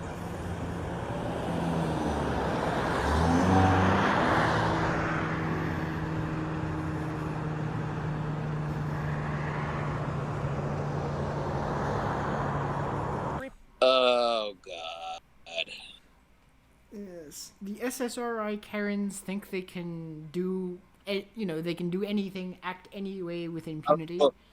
Now So they're going finding back out. to being a controlled substance, like, could we argue that this drug is affecting behavior? It absolutely. So there, if you look at the, You see what I'm getting at now? Yes. Like if you look at the warning labels for these SSRIs, a lot of the side effects are like homicidal and suicidal impulses. So it's Yeah, like, no, I would take that. If I had the power, I would take that shit off the market ASAP. Like, we're finding something else. Yes. Most of the people. I'll just point out Zoloft. I have personal family experience with Zoloft. That's all I'm going to say on the subject. Yeah. Yeah, they are horrifically overprescribed and overdosed, and the people that truly need them, it does have a habit of helping. Yes. But for each person that truly needs it, there's It's extremely rare. people that don't. Or. I'm gonna be real with you. The people who need it are often people who don't get it, and the people who don't need it are usually the people who get it. Yes. Absolutely. Like, if you go to like a psychologist, psychiatrist, and you're just like, I'm sad, they're gonna prescribe it to you, and that's not. They're not anti-sadness medications, right? They have one very specific use, and that's for people who are deficient in serotonin, like their brain is unable to produce the amount of serotonin needed for proper functioning, and in those people they can stimulate the production of that serotonin. But that is Remind me again what serotonin is. That's the happy drug. Yeah, serotonin is your reward drug, right? It's your brain's reward chemical.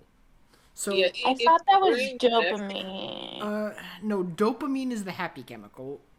Oh yes. Okay, That's right. whoops. Yeah. So basically, yeah, and there's a certain specific type of depression that is like it's physiological in that like you're lacking your brain's reward chemical, and therefore you have zero motivation to do anything basically. Yeah, it's called autism.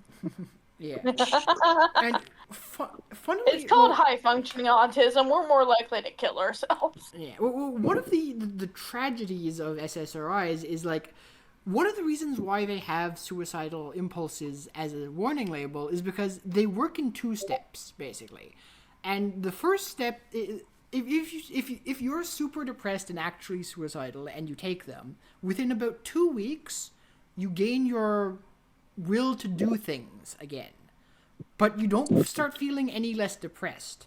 It's only around the 4 to 5 week time frame where you actually start feeling better.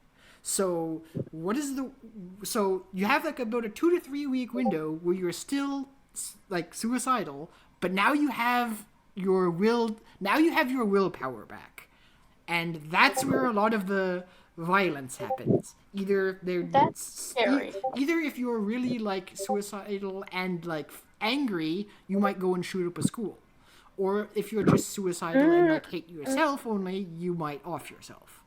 Whereas Okay, so we figured it out. yeah, yes, Why all the school shootings are happening. yes, or That's a large portion.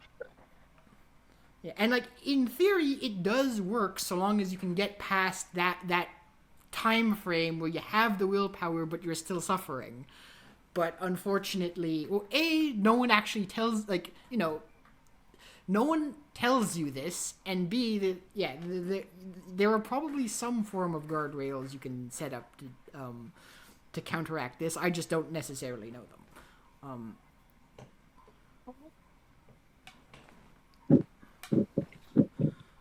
But yes. Yeah, I remember. I can tell you what the guardrails used to be. I am for. This is why I'm for asylums. Yes. I heard that Trump is bringing them back sometime around July-ish. He just signed the order. He just signed the order. Did he? Good. Good. My only concern is the ethics. No. I was doubting it first because I thought it was a meme, but it's good to know. Cross. Yep. It's good that you brought it up because that used to be the guardrail. Right. People would be involuntarily committed to the psychiatric hospitals. They would go through. It's basically the same thing as fucking getting over drugs. They would be in for that 6 to 8 week period, and then they would be released because they got over the hump. They weren't able to harm themselves because they didn't have the ability to, and now they're good. Yeah. But anyways, And when I was a That's the kid, key thing. I remember I was prescribed a bunch of drugs as a child because I'm late diagnosed autistic. And they were trying to figure out what the fuck is going on with this bitch. Anyways, I remember I was prescribed this pill that I cannot remember the name of it, but it was a capsule and it was a light purple color. And the intention was for it to help me focus in school because they thought I had either ADD or ADHD. And that shit made me hella depressed for years. I think I was around 9 or 10 when I was prescribed it. The two most common at that time were Ritalin and Trileptal. Yeah. I'm not sure about Trilepta, but did you know that Ritalin is basically just meth?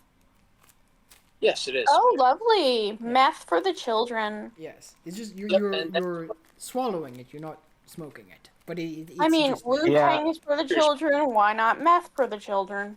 Yep.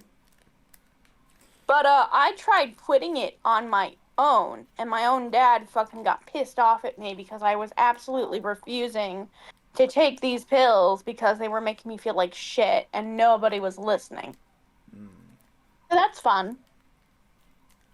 Yes. My dad's a narcissist, by the way, so are we shocked? Indeed.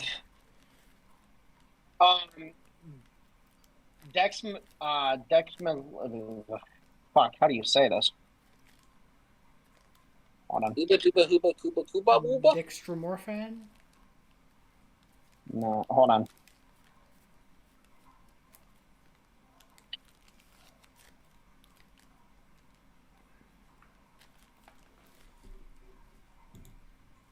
Dexmethylphenidate. What is that? That's the That's the pill. That's the pill. That was the medication that you were prescribed as a kid. Yeah, no wonder I don't remember that. What's the brand name? That's the chemical name. Yeah, I hate how they give drugs these long, complicated names. Yeah. Well, they do that because that's what the different drugs, the different I know it has to compounds deal are. with the compound, compounds. like what makes up the drug. Yeah. But still, like, you could just give it a simple name for us normies. That's what they do. That's the commercial name. Mm-hmm. I thought that was the official name. No, I think that is the official name. It's just not the brand name. Like, for example, Ritalin Yeah, or whatever. I'm asking about the brand name. Like, what is the layman terms for it? Yeah. Vocalin. That's what it's called. Not familiar with that one. Yeah, I still would not remember that. How long was ago it was. getting dosed up by the teachers. In a way, it's kind of wild that you were like, your parents were getting angry at you because you weren't taking your meth. It's like, By the way, Gen X parents with Boomer Yes. parents, so yeah, it's like, sorry, Poe, you can't have your ice cream until you finished your meth. Yeah, but why don't they just prescribe Pervitin nowadays? Reminds me of another What is brick in the that? wall. Pervitin. If you don't eat your wheat, you can't have any pudding. Yes. That is that was what the Nazis used, specifically the SS, to keep the war front moving constantly, and Yes. it's speed. Joy. Wasn't that the stuff they were putting in chocolate? The Panzer chocolate, which is basically chocolate Yeah, mixed with well, chocolate mixed with That's one of the amphetamines. things.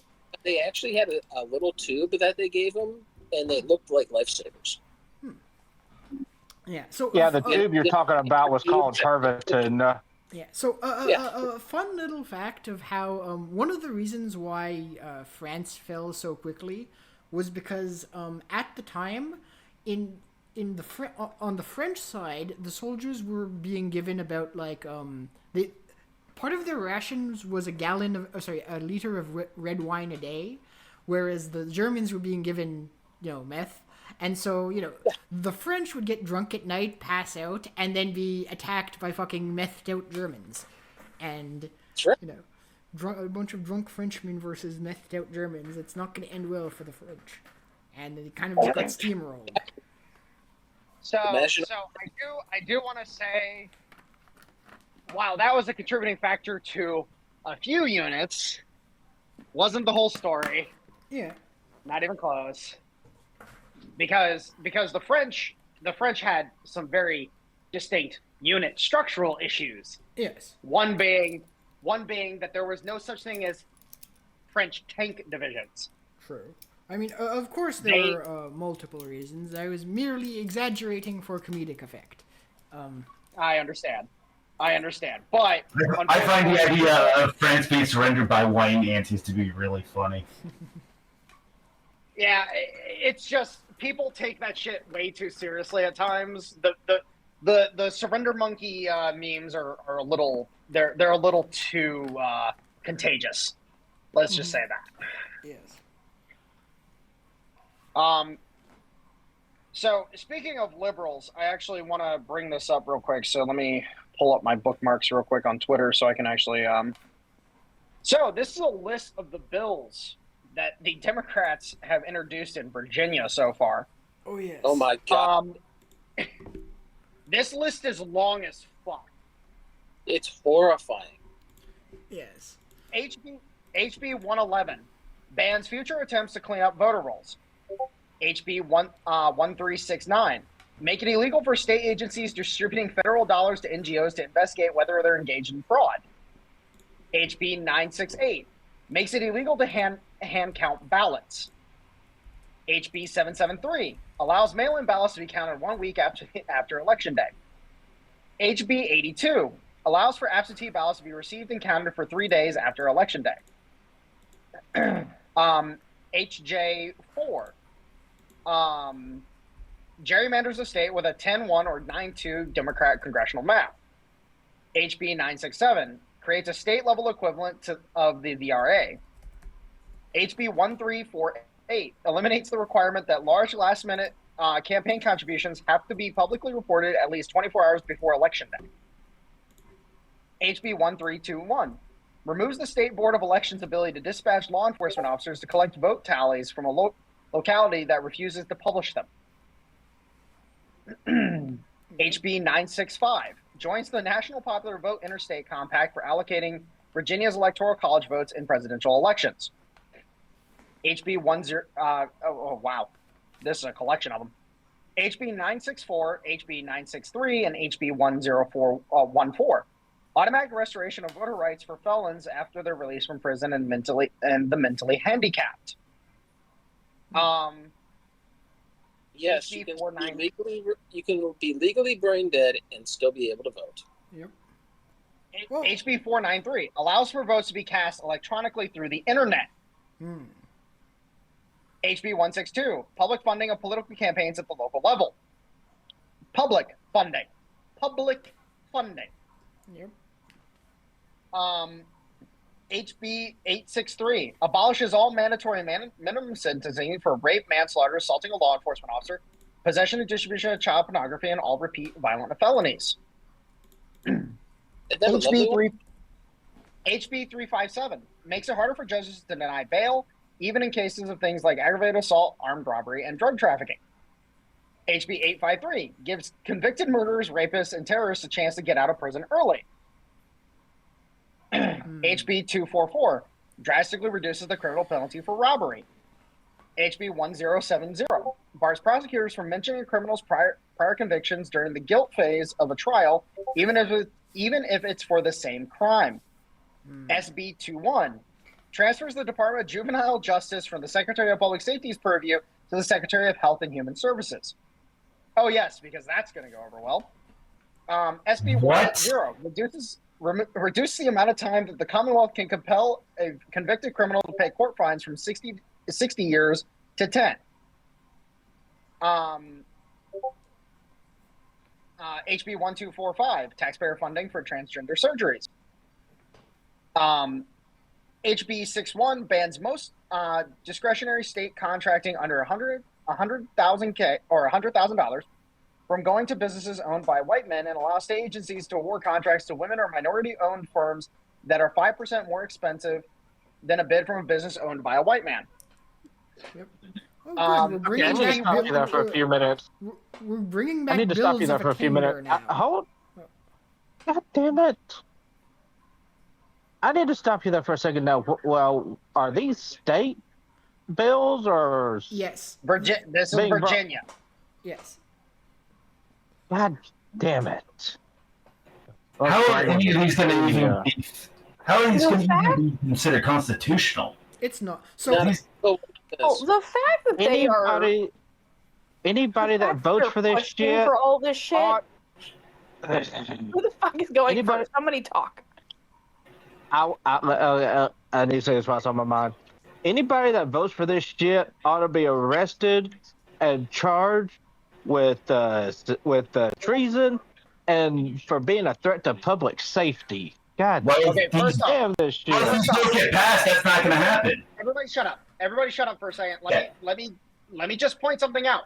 I'm not even halfway through the list yet, so let me fucking finish. Oh, I just wanted to chime in really quick and just say that the fact that they want to push for all this shit and for everything, all the shit that you're about to read off, just shows you how irrelevant they fucking are and how badly they are fucking losing. Well, here's the scary part. Most of those are going to pass, and they're going to have to be dragged all the way up to the Supreme Court. And then it's going to ruin the state of Virginia and wherever else. No. You're not understanding. I will get into it after I finish. Because I see where this is going. All right, so HB 1374 and HB 22 punishes VMI for adopting an anti-DEI stance. HB 1344 abolishes all Confederate-themed license plates. HB 167 eliminates the tax-exempt status for all Confederate history groups. HB 858 renames Columbus Day to Indigenous Peoples Day.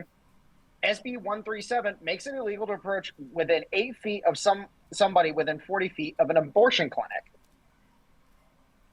HB 333 enshrines a leftist enshrines a leftist narrative about January 6th and teaches it in public schools. HB 1177 allows localities to adopt rent control measures. SB 730, HB 1179, HB 900, and HB 978 increases the sales tax in Northern Virginia, adds an additional sales tax for home deliveries, raises the car tax for electric vehicles, imposes new sales tax for steaming services, concerts, gym memberships, nail salons, barber shops, tanning beds, tattoo parlors, dry cleaners, shoe repairs, carpentry, painting, plumbing.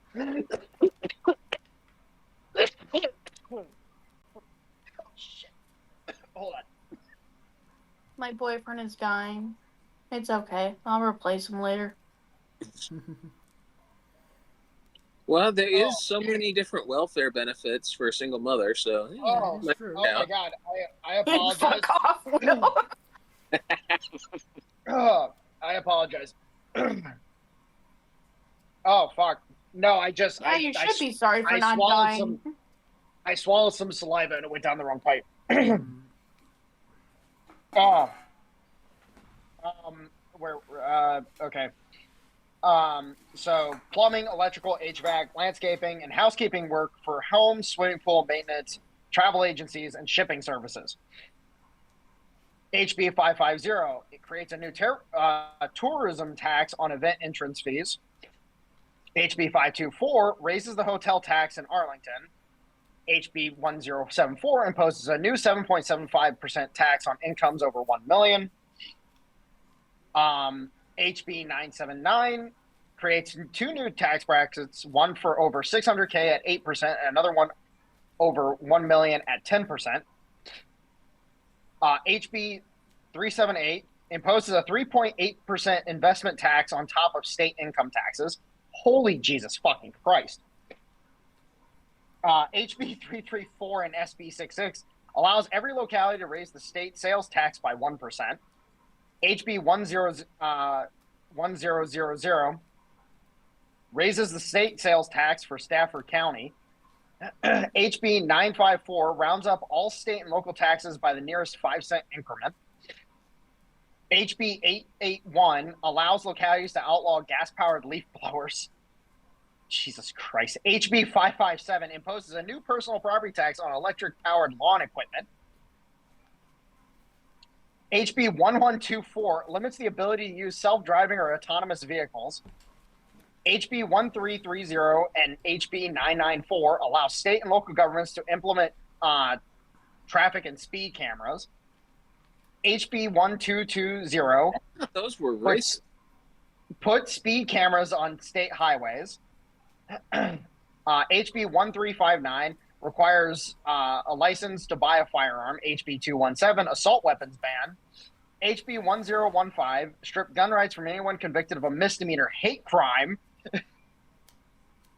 HB 926 make it illegal to shoot a firearm on lot sizes less than 5 acres. HB 626 expands gun-free zones. HB 224 shrinks concealed carry reciprocity with other states.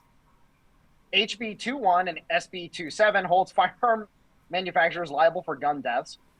HB 1094 imposes 11% sales tax on all firearms and ammunition. HB 207 imposes a $500 sales tax on firearm suppressors.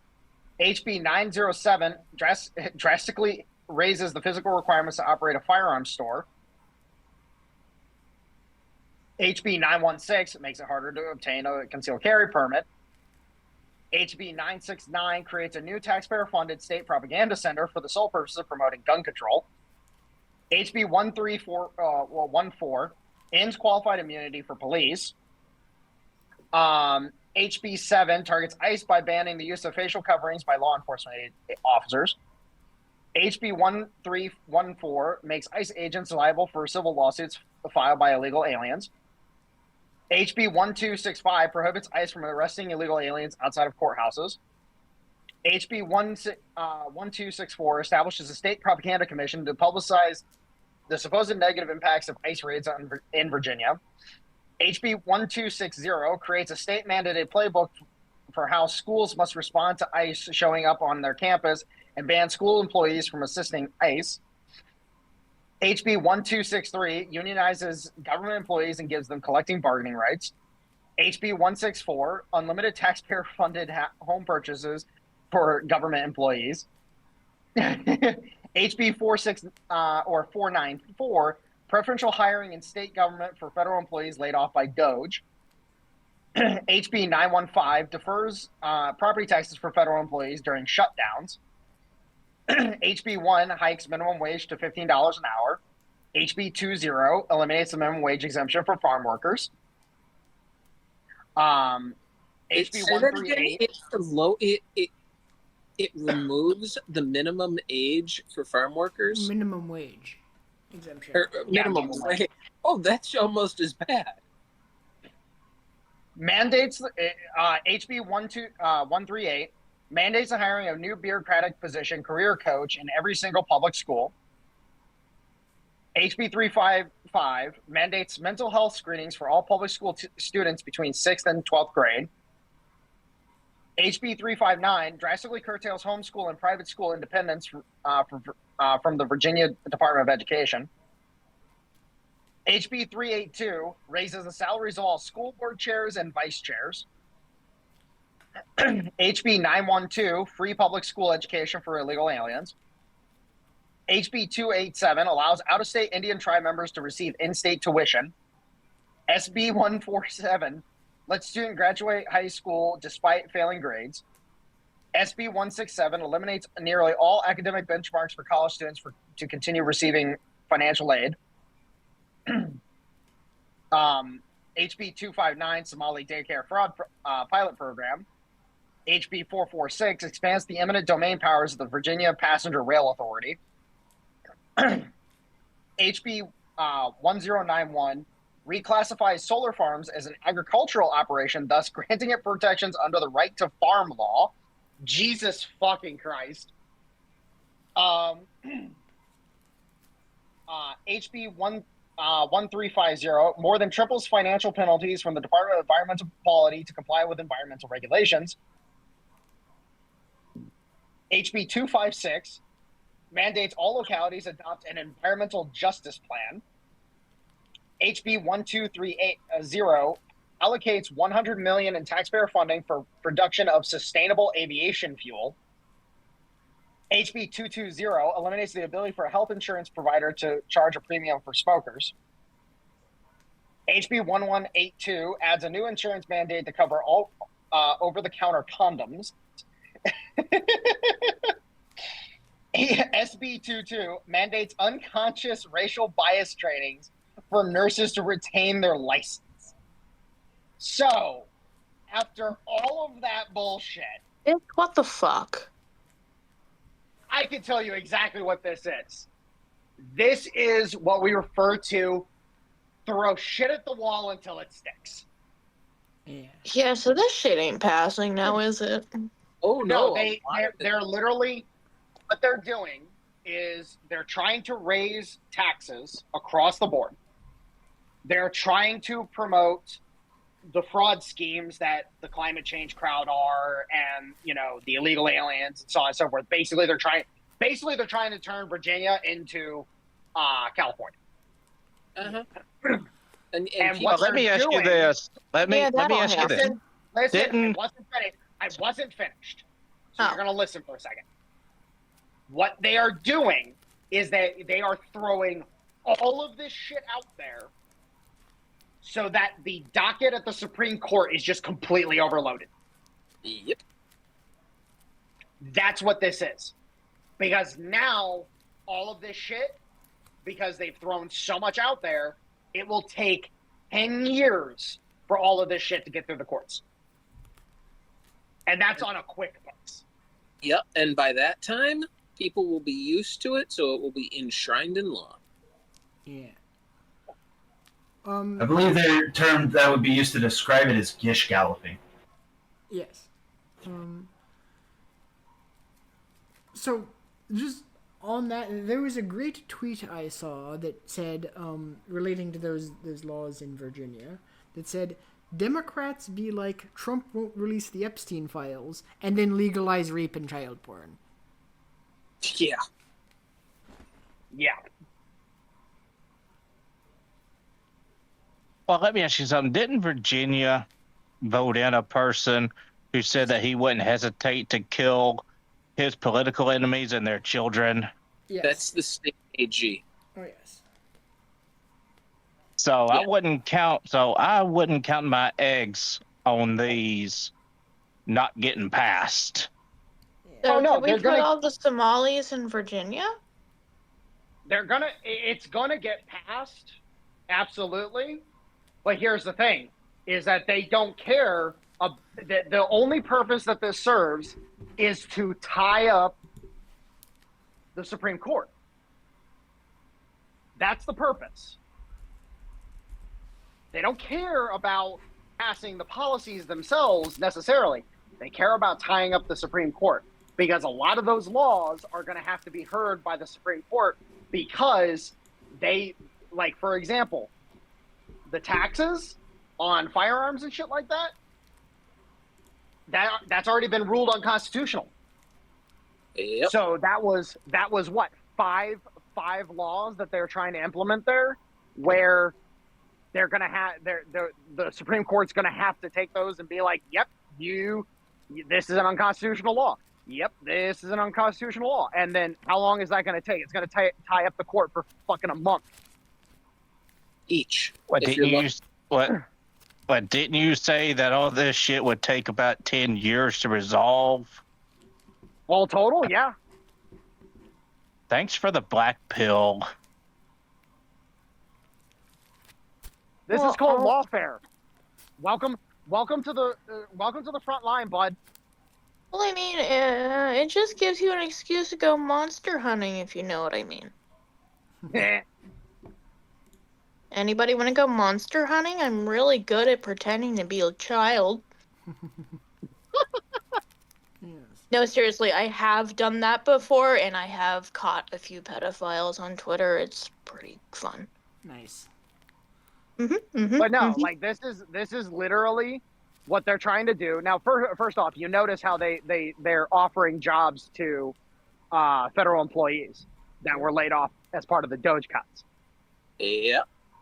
They are specifically trying to save their own. They're trying to restrict, because, like, for example, the ban on any shooting on any piece of property that's less than 5 acres. That's a we're not allowing you to organize. We're not allowing you to train. We're going to stifle your supply. It sounds very illegal. No, the point that is either unconstitutional, directly against federal law, directly against Virginia state constitution.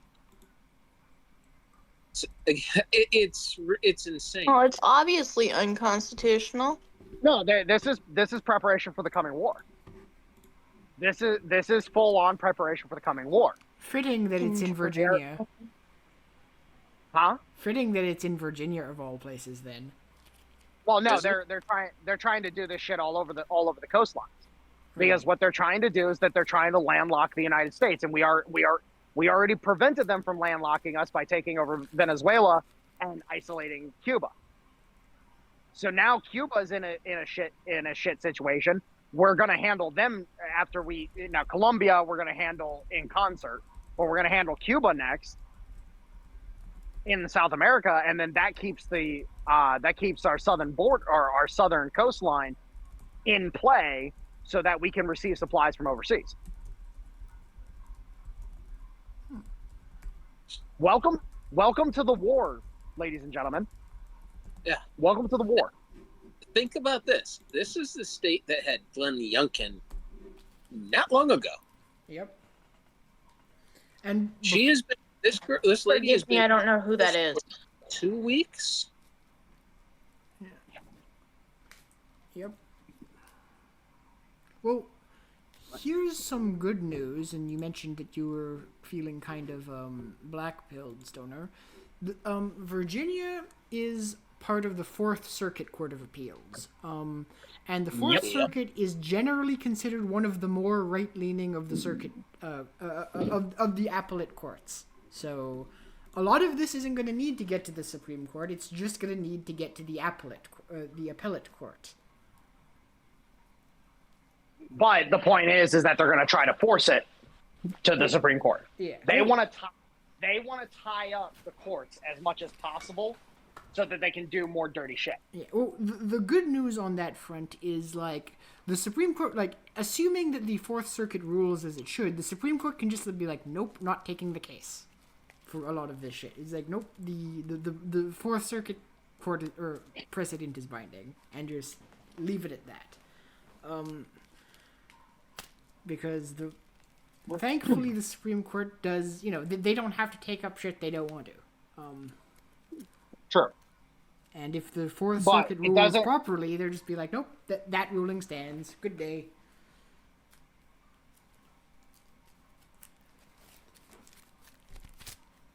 Oh shit!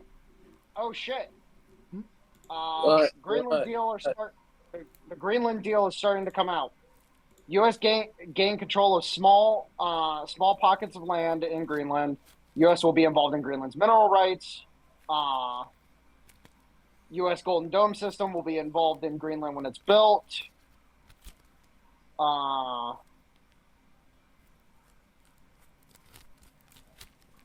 Interesting. Okay, so it looks like there's a good potential that he might have actually managed to pull off at least part of the deal. It's only January in his second year. Dang.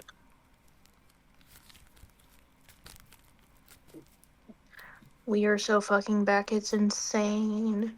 Yep. Oh, It has been a wild January. I love being correct. Mm-hmm.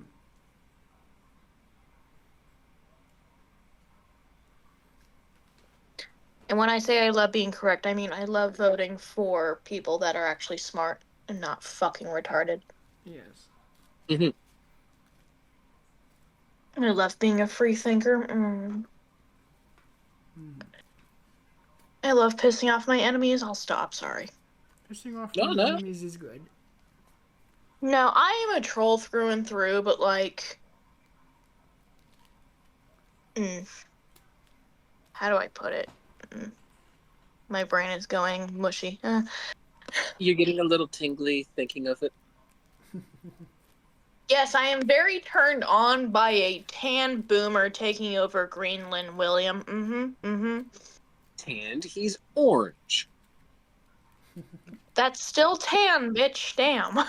Even I will admit. I love that our guys- Jersey Shore-esque president, William. Oh god, I never thought of it like that. I mean, let's be real. He's got the same shade as Snooki from back in the day. Oh god. President Snooki. Fuck you. I was more of a JWoww fan. Sorry. Death by snoo. Good one. I like that. But no, like, besides policy, I did vote for Trump in the end of it all, just to piss off my enemies. Always a good reason? Because, TDS is eventually going to be put in the DSM-5 or DSM-6, depending on how long into the future that takes. Yep, it will. It very well may, yes. That's a very real possibility. Yeah. I guess you could argue that maybe SSRIs will lead to TDS diagnosis. Yes. Risk factors include being single female past their 30s, owning many cats, being fat. Yes, being fat, excess hair dye, nose rings. Don't you shit on piercings and dyed hair. I want to do that too. Fuck and boxed wine. Shut up. Apparently, there are evacuations underway at the World Economic Forum main venue after a strange odor was causing people to cough. Oh. Interesting. All right, who farted? Sorry, they were cooking curry in the back. They were cooking curry. Somebody's lunch and dinner. Not saying that somebody wasn't trying to do something, but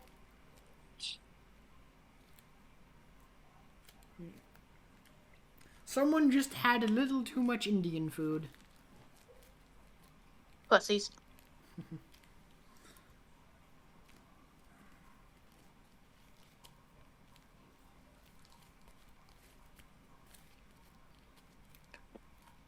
Hey, Wyatt, didn't you say here a while back that one of the reasons why Trump didn't go to these sort of places was because of the threat of assassination if he did? Yeah. I don't think they want to assassinate Trump then, because then they get Vance. Yeah, that's a scary thought for them. Yes. You get the tech bro version of Trump. So the say please guy is Skelly. Yes. Also, I You would didn't say like to please. inform you guys. I would like to inform you guys. Putin has publicly come out and stated he is willing to put up the money to the Board of Peace for Gaza. Yep. So he has Vladimir Putin has officially accepted the invitation to the Board of Peace. Mm-hmm. Alrighty then. I believe they had also said that they were gonna use some of the frozen Russian assets for that, for the money yes. instead of having them actually. So instead of paying another $1 billion, they're just gonna take it from some of the assets they already froze. Yep. Yeah.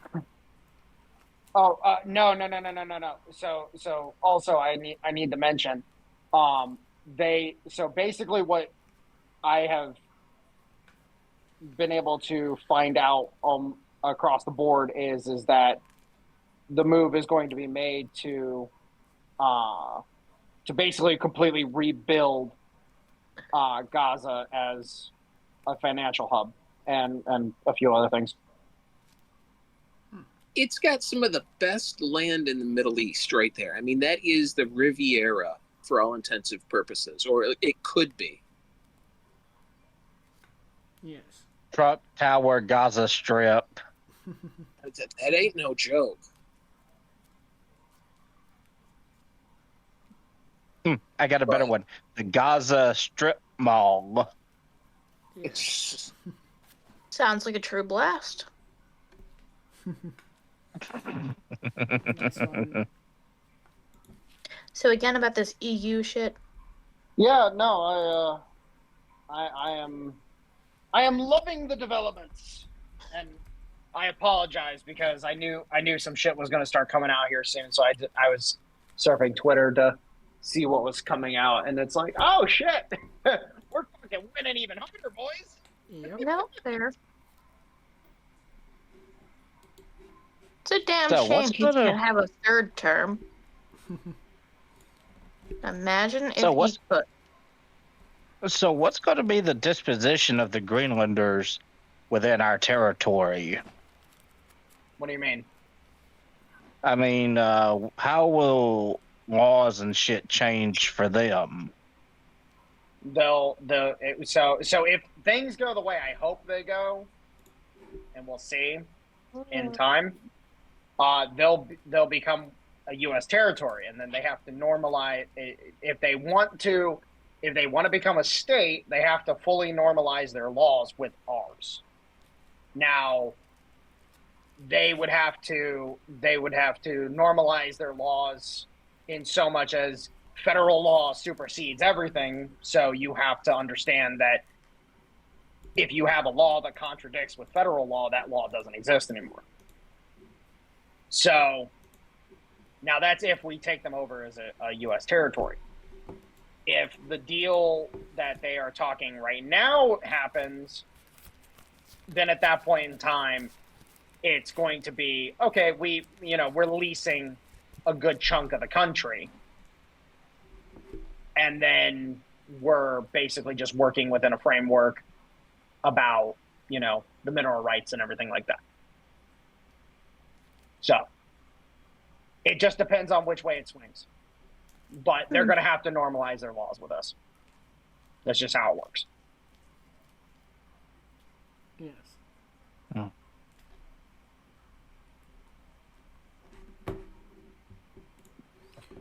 Okay. Well, as we are running up onto the 3-hour mark now, I think we've covered all the topics we wanted to cover today. So this seems like as good of any place to end today's episode for.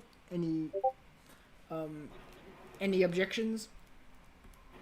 No. No, I do. Okay. Oh, you do? Okay. No, as in a wedding, I do.